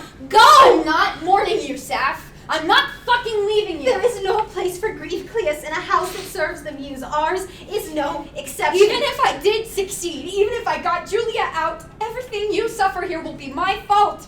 It'll be my fault because I didn't save you, because I brought you here. And I can't. I can't. The ones I love the dearest are the ones that bring me the most suffering. For you, I wish to suffer it. This I know of myself. Please. This I know of myself. Time is running out, child. I'll not wait any longer. Weeping, she left me. She left me. How terribly we suffer, Sappho. It is against my will I leave you. Saf. And I answered farewell. Go and remember me. Danny hugs Sappho tightly. Goodbye, Saf. Exit Danny and Adamonia. In the distance, the other harpies cackle, drawing nearer. Sappho, hearing them, turns to the audience. My dearest friends, today I shall sing with a clear voice to enchant you all. My words may be only of air, but stay they will always give pleasure. Life makes me tremble yet again, sapping all strength from my limbs. My tongue is struck silent, a delicate fire suddenly races beneath my skin. My eyes see nothing, my ears whistle like the whirling of a top, and sweat pours coldly over me. And all my body shakes suddenly sour than summer grass, and death I fear and feel is very near. Yet all might be endured since even a pauper. Ready or not, here we come. Night crept up on them, and the black sheep closed their eyes. The moon has set, and the stars have faded. Midnight has gone, long hours pass by, and I sleep alone. I want you to know that I prayed for us, that night would last twice as long, but now, my dear friends, let us end our song. It is almost day. It is almost day. It is almost day. It is almost... The lights go out. Scene 3. Enter Adamonia, followed by Danny, holding her knife at the ready. The stage is filled with a forest of bodies, played by the chorus. Julia, can you hear me? Where is she? I know she's here, in the... Listen to the fear, the stammer. I could drink it in like honey mead. You can't even say it. I'm not afraid of you. Yes, you are. Everyone is. My sisters have their fun with the murderers, the sodomites, but my ring has always been the one people shut their eyes against. Even you, such a bold and brash thing marching amidst my trees, knowing very well what brought you here, where you would find your little Julia, even you avoid the words. Violence against the self, my orchard, where I bring a semblance of life to those who turned theirs down. Dante had such a pretty name for it, the suicide wood. One of the bodies reaches out and trips Danny. She stumbles, and tumbling into another body, it screams. Why? The chorus wails with the body. I'm sorry. I didn't mean to. Stop it. Stop it. I can't take it anymore. Dan, I hate you. You make nothing seem happy anymore. I don't understand what you're saying. Please, what do you want? Get out! The bodies claw at Danny. Get off of me! Danny slashes at the bodies with the knife, freeing herself. She starts to run, but the trees surround her on all sides. Adamonia laughs. Adamonia, we had a deal! Adamonia waves her hand, and Danny breaks through into a clearing. The bodies fade into the background, but they do not leave. Didn't your mother ever tell you you're not supposed to run with sharp things? You might hurt yourself. I don't intend to hurt anyone but you. With that knife? I don't know if it would do the trick. So many people have tried to be rid of me with that sort of weapon, and it always ends with them in my orchard. Is Julia... Like the rest of them? Ask it, if you're so unafraid of me. Ask me if she has grown stiff and wooden as the coffin shall soon be buried in, if her fingers have yet stretched into branches from which more of my throng can hang themselves. Stop it! You're trying to scare me off, but it won't work. Take me to Julia. If you insist. The bodies surrounding them shudder and shift, revealing Julia in the center of the stage, barely conscious. Not quite yet a tree, but bound by vines or roots or ivy tubes. Jules? Danny rushes to Julia and sees that her throat is also wrapped in roots. She can't breathe! Hold on, Jules, I'm gonna... She hesitates, glancing at the knife. Cut wherever you like. There's so little life left in her anyway. What harm could it do? Danny cuts the bonds around Julia's throat. Julia gasps for air. Baby, please wake up. Can you hear me? Danny begins cutting the rest of Julia's bindings. Adamonia grins. The stage darkens. Danny, you have to go. We're gonna go, Jules. I almost got you. Danny, you have to run now, before... Adamonia cackles madly with a loud crack, and the stage goes dark. The bodies scream. A spot illuminates Julia and Danny, nothing else. What's going on? What did you do? We had a deal. I brought you here, did I not? Danny, leave. She's going to hurt you. Yes, Danny, she is. Do as your Julia says, leave. Sure thing, but she's coming with me. Danny, you can't. It won't. She will not go with you. She is all but buried, a part of the soil. She's mine. She has always been mine. Just go, Danny. Leave me the knife. I can try to cut myself free. Like hell. Danny! I said no! Listen, bitch. You're the one who keeps talking about acting scared, so maybe you should stop hiding and fight me so I can kill you. Because I'm not leaving here without Julia. It is not I who brought the darkness, Daniela. I am not ashamed of my true form. Besides, if you could kill me, you would have done so long ago. Believe me, I haven't started yet. I have fought you 1,000 times, and I know your tricks, lover girl. And you cannot hurt me. Something reaches out from the darkness and grabs Danny's arm, pulling her away from Julia. Ah! Dozens of hands appear, grasping at her. I am this very circle. A blow to me is a blow to my orchard. Even if you could find me in these shadows that embrace us, you would harm the sapling you came to dig up. No, she's not a part of you yet. Oh no, Daniela, but I am a part of her. Not that that will deter you much. You'd gladly hurt her if it meant you were safe. That is not true. Oh, but it is. She knows the truth of my words. She trusts me. What you discarded, I embrace. She finds a respite in the dark from your poison, your lies, your betrayal. No! No! The chorus quietly sits and raspers under Adamonia's lines, echoing some of her words and saying some with her. Tell me, are you to be an Orpheus, little sinner? How far are you willing to carry your Eurydice? Julia, you have to help me. You have to move. Just try. How far? Until the weight of your resentment for her drags you down. Julia! She knows you do not love her. You merely pity her suffering. You do Shut not. up! You don't know what you're talking about. I love her. I did all this for her. And if you don't stop hurting her, I will kill you. I will rip you to pieces. You cannot kill me! You cannot kill the void at the bottom of every mind. You cannot kill blackness that swallows you when you die. You cannot kill the end. I am her end. I am her mind. I am hers. You cannot kill me. Not with the knife that brought her to me in the first place. The lights fade up, revealing a horrifying creature made up of a dozen flailing bodies with Adamonia at the head. Danny is dragged towards it, screaming. She's going to die. No! Please, no! It's not supposed to be like this! Please, Julia! Please help me! Stop. They stop. Let her go. She doesn't deserve this. I believe the little disappointment is right. You do not deserve my orchard of peace. You belong somewhere far, far deeper. A pit opens up beneath Danny and she's dropped in. Ah! Now, isn't that better? Lights out. Scene 4. The stage is completely dark and we hear Danny scream and then a thud as she lands. Oh! Julia? Julia, can you still hear me? Sappho? Is anybody there? Don't worry, Danny. We're all friends in the 10 Rings of Fraud. EDM music starts playing and we hear the sounds of a house party. Hello? All right, we're nearly there. God, no. Please, Everybody think no. of a good lie about how they're going to be better this year. Holy shit! We hear a camera shutter click and a white flash of light hits the stage, a camera flash. Oh. In a brief moment of light, we see 10 figures standing in a straight line. Oh. Hey, who? Let's count them down. 10, 9, It's not 8, Shit! 7, 6, Come back! 4, Danny! 3, Where are you? 2, 1. Delete it! Happy New Year! The lights come up, revealing a party. The chorus members move, dance, and circle like vultures. Danny sprints on stage.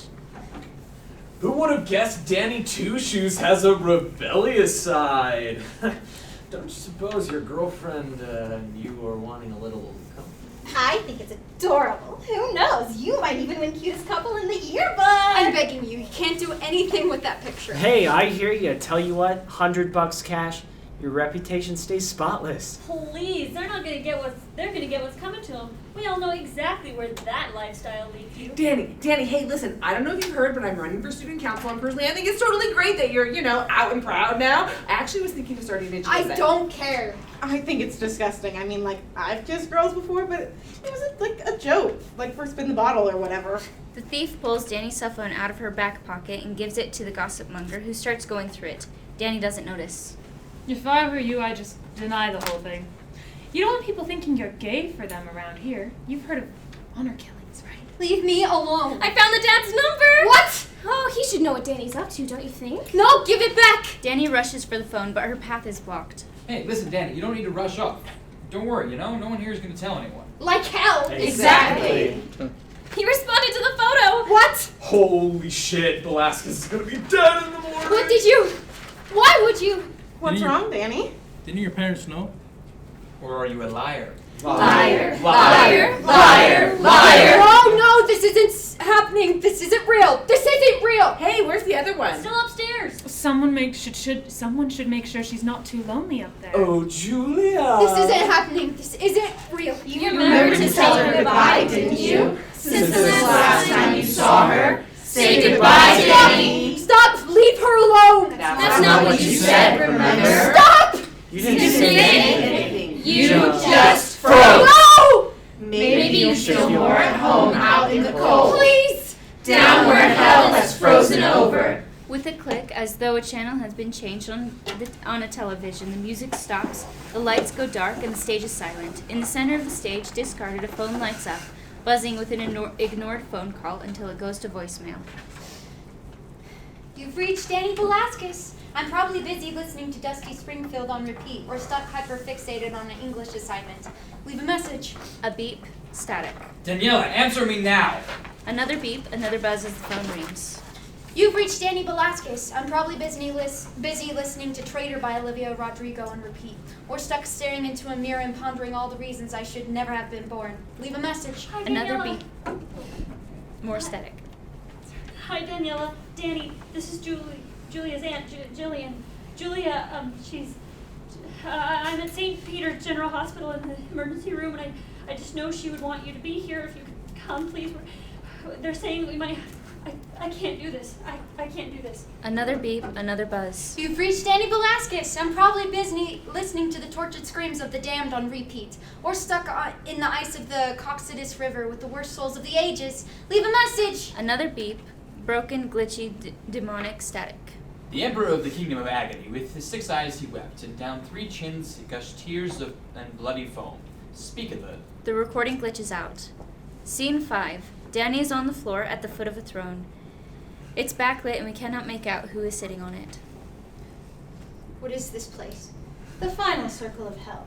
Lucky number 9. Treachery. What do you think? Who's there? Who are you? You know who I am. No, I don't. I can't see you, and I've definitely never met you. Just tell me who you are. The name's Daniela Velasquez, but call me Danny. Fuck you, you're not me. Please, like you're the one who gets to say so. Who am I then, since you're such an expert? The lights come up and Danny sees the devil. You're Satan, aren't you? If you say so. No, don't do that. Answer me. I'm an angel. No, you're not. You're the devil. You're the opposite of an angel. A devil is the opposite of an angel in the same way that heads is the opposite of tails. 2 sides of the same war, all made of the same metal though, right?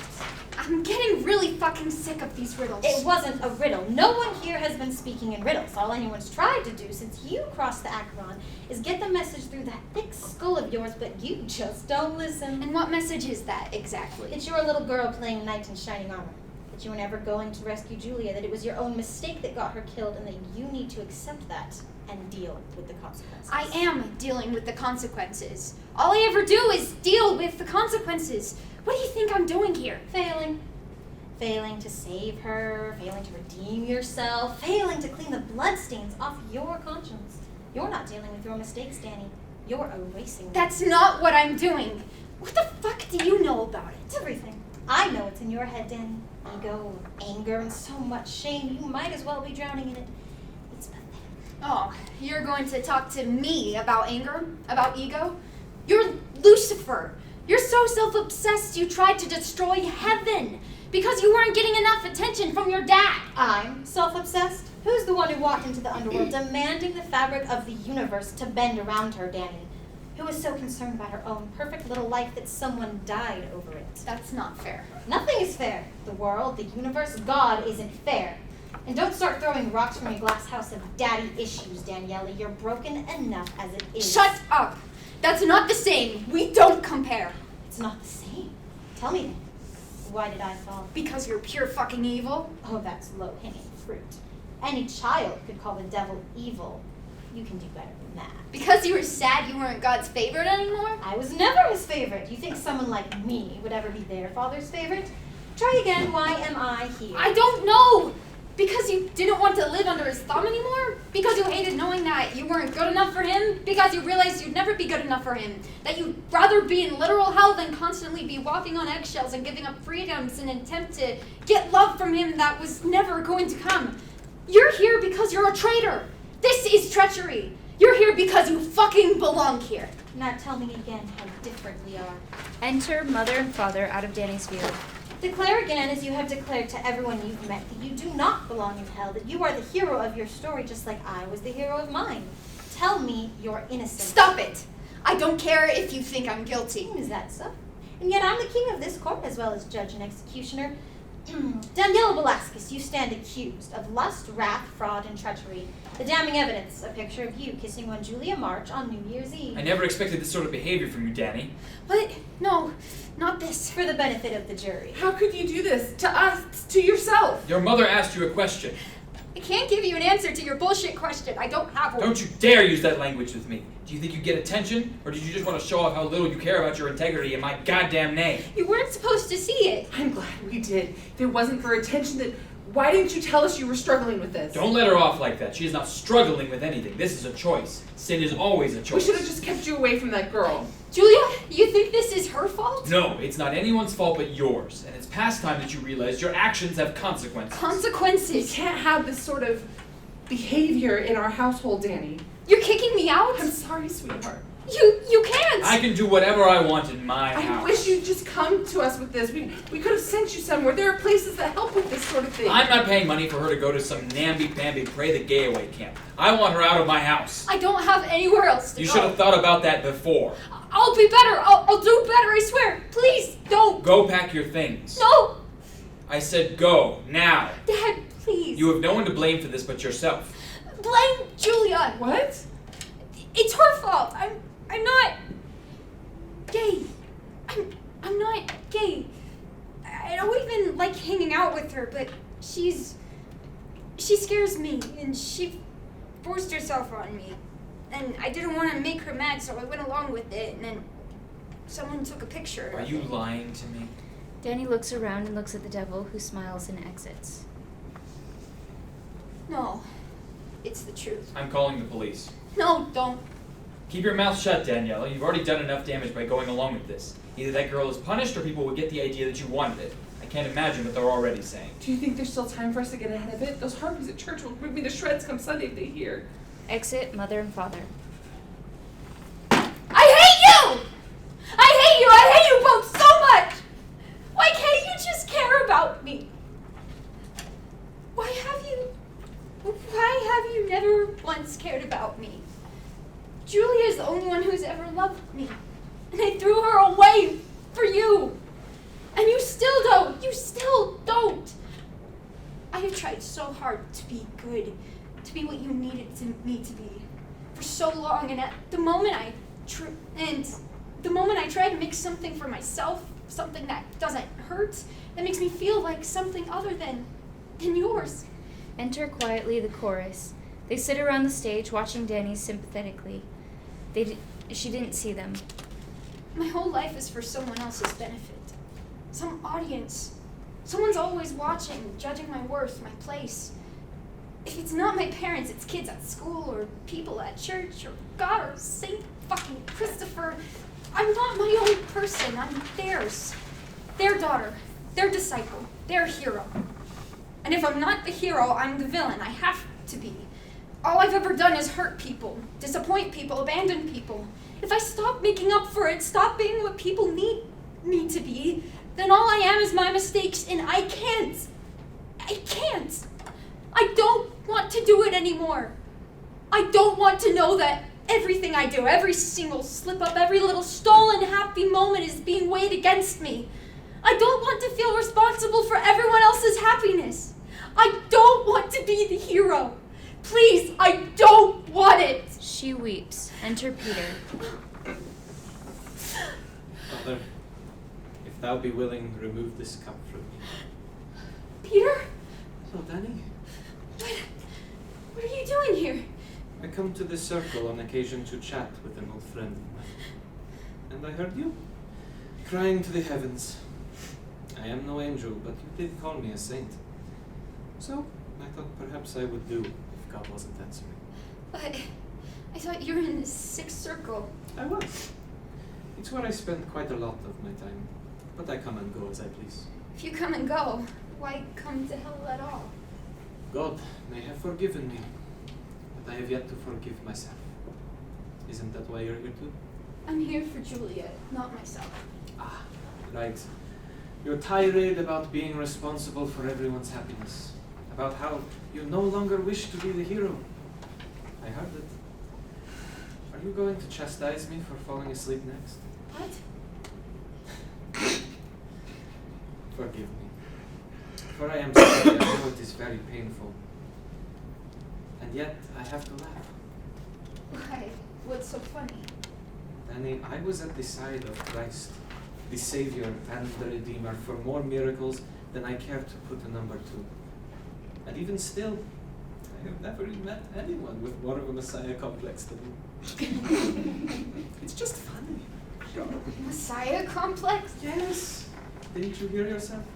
Your lament about how you must take it all on, how it is on your shoulders that the world's happiness rests. You are the savior of Julia, if not humanity, for no one else can take up the mantle. You are the one that should have been crucified, not her, for you are the one who deserves to suffer, if only so that others might not. This is the calling of a hero. I don't think I'm some Christ figure, okay? If I was, I wouldn't be here, that's for sure. You're in treachery? If you're not the hero, you're the villain, is that right? Judas Iscariot, selling out this innocent son of God for your own gain so you can live comfortably, 30 pieces of silver in your pocket, a roof over your head, and blood on your hands. You don't get it, none of you. Danny, how can I impart to you how well I understand?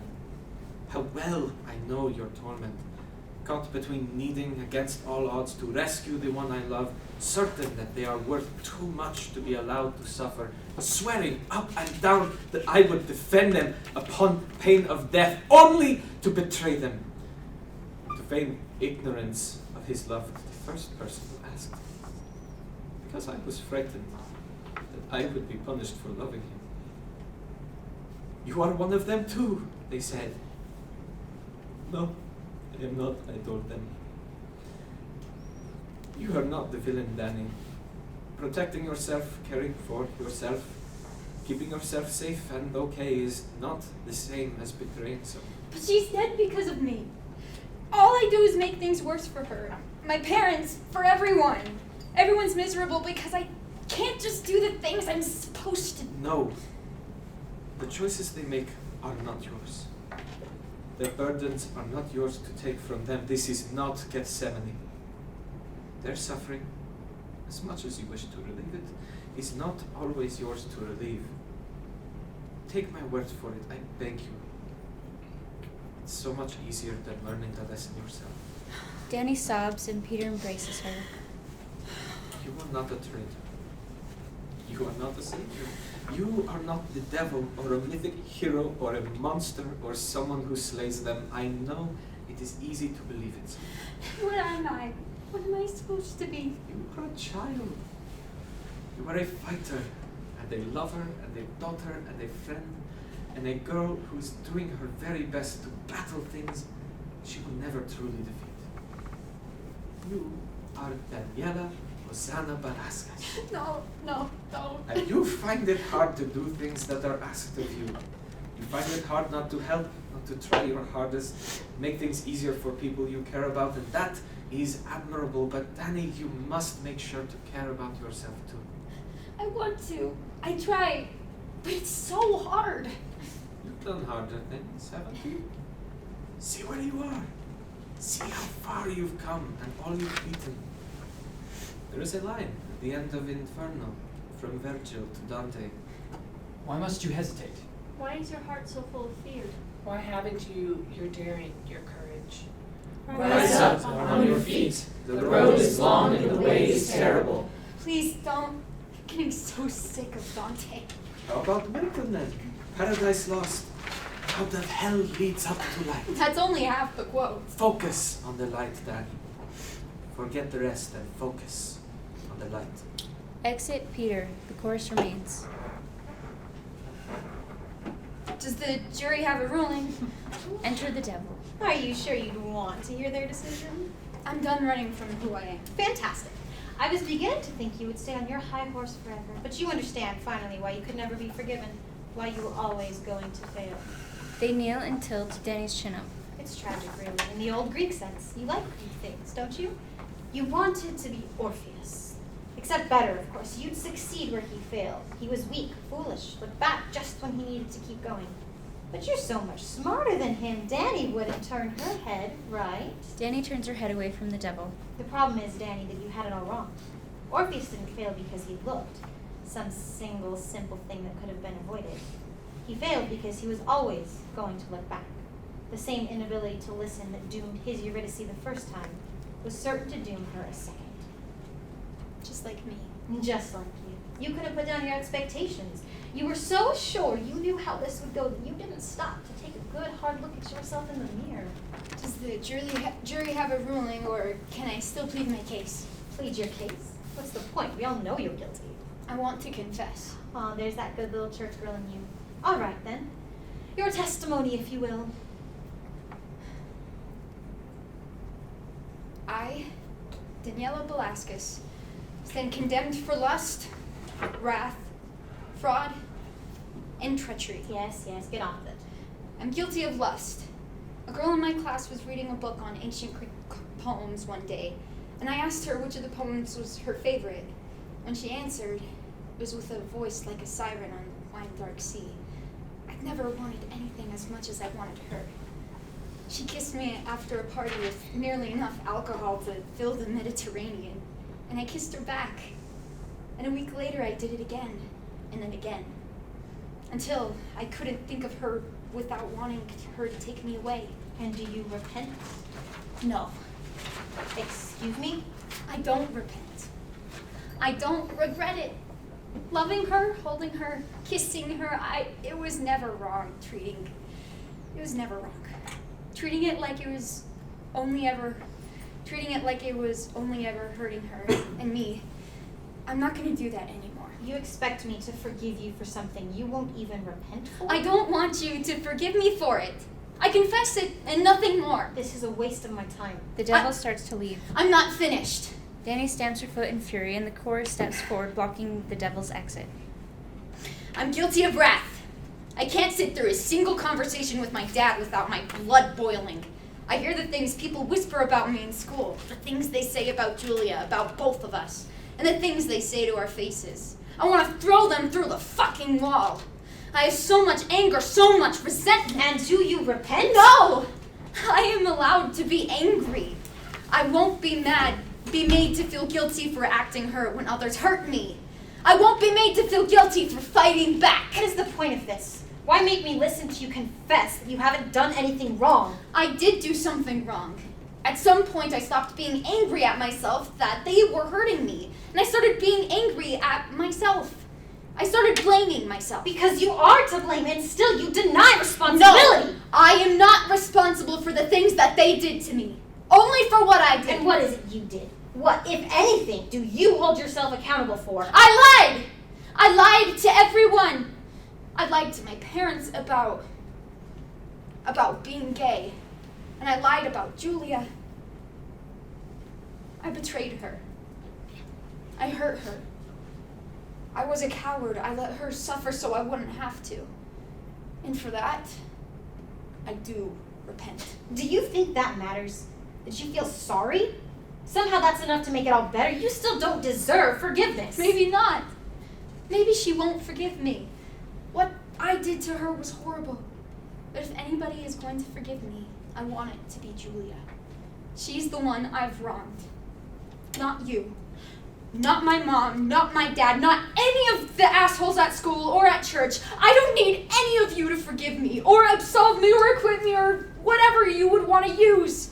I haven't done anything to you that I need to apologize for. You killed Julia! No, I didn't. Yeah, I messed up.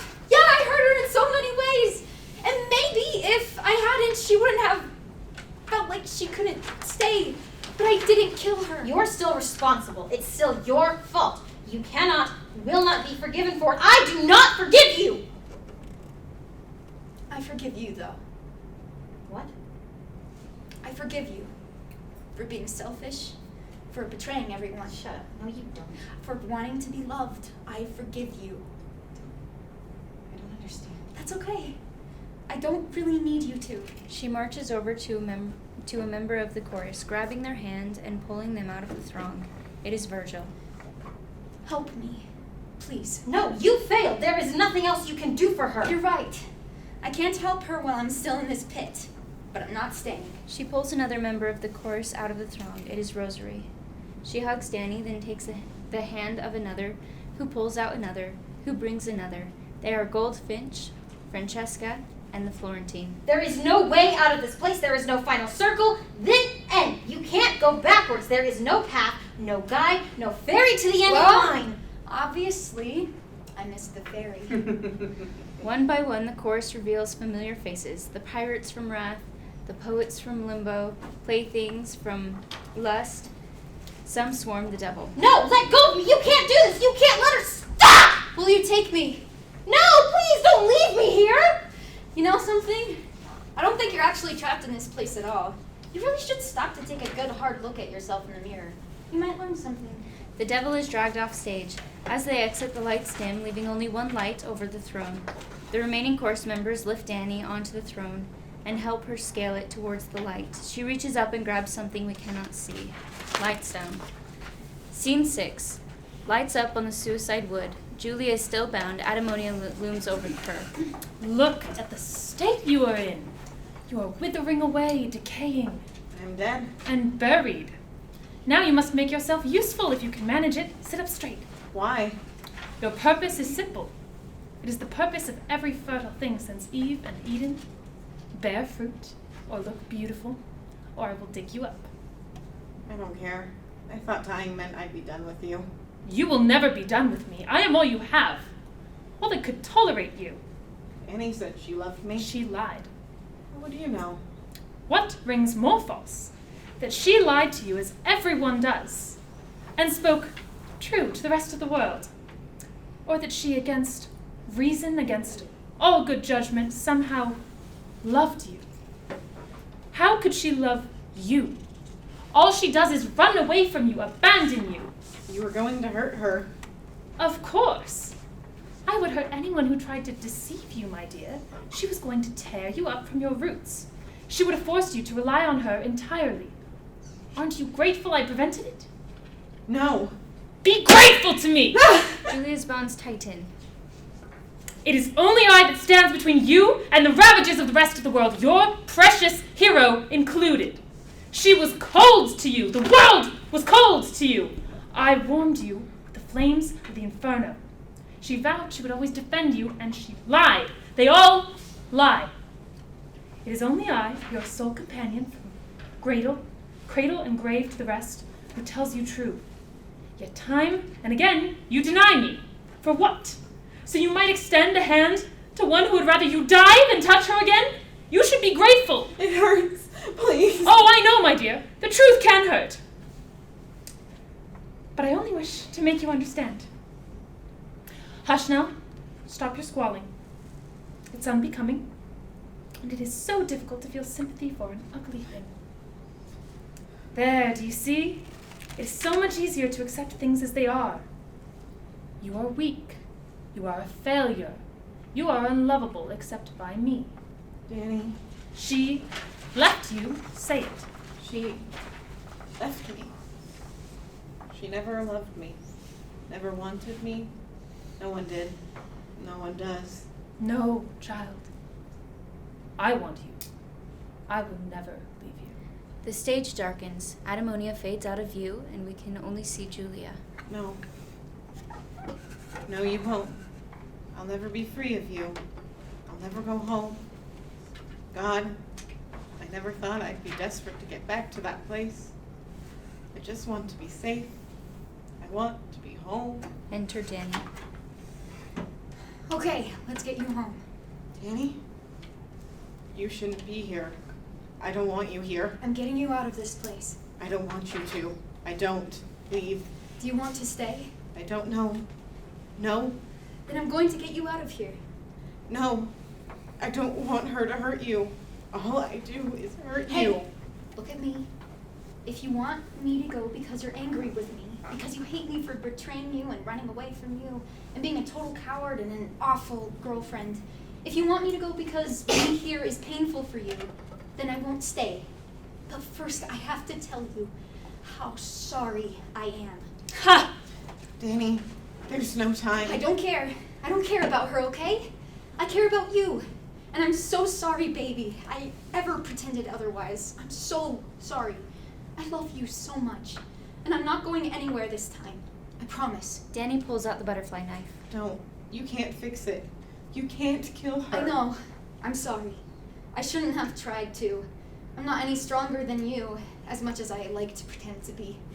But I am not going anywhere. Danny cuts one of Julia's hands free and gives her the butterfly knife. What are you doing? What I should have done in the first place. I can't get rid of her. I can't hurt her without hurting you. But I'm historically pretty decent at holding your attention. So I'll do that. And you work on getting yourself out, okay? I can't, Danny. I can't do this. Just go away. Please, just go away. With a dozen agonized screams, Animonia raises up once again, formed of the bodies of the forest. Little Orpheus, here again! We thought we were free of you! We should probably stop there because it's 3:04. No. We are going to recognize that we're over time. If you can stay, we would like to finish. We have 5 more pages. If you need to leave, we understand. Thank you for coming. We have to go. Come back to it. Keep going. I wanted to make sure. Okay. Little Orpheus, here again! We thought we were free of you. Isn't the rule with these journeys into the underworld that you're not meant to look back? I just really thought we had a connection, you and I. Couldn't stay away. I'm just a glutton for punishment, you know? So's Julia. Aw, man, guess you better toss both of us back into the third circle. If it is pain you desire, I will happily deal it out myself. The creature of hands and teeth knocks Danny aside. I tried to warn you. All she does is cause pain. Julia. All I do is hurt people. Animonia hits Danny again and then turns to Julia. You don't want to save me. You just want to feel good about yourself. You don't care about me. You told everyone you didn't. Why would you care about me? I'm nothing but a worthless, burnt out addict. Dice. Stop. Right? Isn't that what you think? No, it's not. Julia, I'm sorry. I just wanted to protect myself, but I hurt you to do it. And I'm sorry. I'm so sorry. I never want anything to hurt you again. Least of all me. So, hey, bird bitch. Round 2 or 3? How many rounds are we at? Doesn't matter. I'll go as many as I need to. Your confidence is as hollow as the rest of your words. You don't even try to free her, and so here she remains. You cannot help her. She will not help herself. Love, please. You can do this. You've done harder things. No. Nothing has been harder than this. All you have to do is cut the vine, and then you're okay. It's more than that. I have to want to be okay. Don't you? I don't know. Don't say that. Letting myself want to be okay. Letting myself hope for it is just setting myself up to fail. What if I can't ever be okay? You can be. You will be fine. You can fight your way out of hell. You can handle being okay. It's so hard, Danny. I think I just want to be dead. Danny stares at her for a moment, heartbroken. Then she seems to remember something and laughs surprised. I simply want to be dead. Weeping, she left me and tearfully said, How terribly we suffer, Sappho. It is against my will I leave you. And I answered, Farewell. Go and remember me how much I cared for you. Danny, I don't. If not, I would remind you of our best times, our wonderful times. For you, by my side, you put on many roses. Many roses and violet garlands around your soft neck. And with the divine perfume you anointed yourself. On soft beds you satisfied your passion. And there was... And there was no dance, no holy place from which we were absent. Yeah, no holy place from which we were absent. How very moving. You memorized that? You memorized that? I tried. You said it was your favorite. Enough sentiment! I will not be ignored. We weren't talking to you. So either hit me again or stay out of it. Ademonia knocks Danny across the stage hard. Julia begins to saw at the vines holding her. God, okay. That one hurt. I appreciate the response time with my request, though. That's good service. Some of the bodies making up the monster laugh and start moving in unison with the others. They break free of the throng. I am not something you can make light of! Ademonia hits Danny again and with her many hands drags her into her grasps. Really? What the hell have I been doing this whole time then? More bodies laugh and fall away, causing the threat to grow smaller still. You are nothing! Ademonia rears for the final attack. Julia breaks free of her bonds and throws the knife to the ground. Leave her alone. You are nothing without me. You will rot from the inside out, and you pass that rot onto everything you touch. You're the one hitting my girlfriend, and I've had enough. You think you can hurt me. You think you can exist apart from me.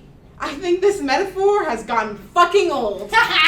The last of the bodies leave the stage, leaving Ademonia alone. She rushes for Julia. You cannot leave. You will not leave.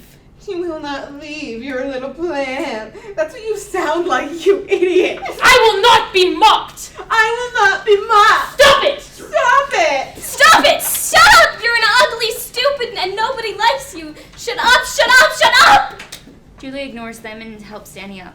Stop ignoring me. I hate you. I hate you. I hate you. The child runs off. Impressive. Yeah, well, I've had a lot of practice telling myself I sound stupid. I know. For what it's worth, I'm proud of you. You just did the hardest thing you've ever done. Julia tears up. I'm sorry, Danny. I forgive you. I'm sorry too. I forgive you. Crying, the two hug each other tightly. How do we get out? That's a good question. I know the way back through the circles, but I've only got one coin left, which means we can't both pay for a ride back across the Acheron. Julia notices a St. Christopher around Danny's neck. Hey, you're wearing it. Oh, yeah. I'm sorry I did it before. I'm sorry for pushing you two. I know you didn't feel safe with it. You know, I think this is technically a coin. I guess so, yeah. But I don't want to lose it. Sure you do. You really want a saint watching you all the time? Sounds exhausting. It's important to you. You were important to me. Besides, this way we'll be even. You get me out of hell, I get you out. Thank you for not giving up on me, for coming to find me. Always. I'll always find you. Hell or anywhere. Lover girl. Danny pulls Julia into a kiss, the kind that happens at the end of a movie. I love you. I love you too. And We're gonna be okay. we're gonna be okay. I'm going to be okay. The two exit together. After a moment, we hear a phone buzzing, and Sappho enters. She smiles at the audience. We hear a long beep. You've reached Danny Velasquez. And Julia March, we're Oh. sorry we missed your call. We're probably both at work. Or playing Portal. Or making out. Probably that. Cell phones are expensive, which is why you called our landline. Might as well be in a retirement home. So you can't text us or anything, but we promise whichever one of us your message is for, we'll give you a call back. Just leave your name and number and some proof you're not a robot. And remember, Any day with you in it is a good day to be alive. Beep! Lights down, end.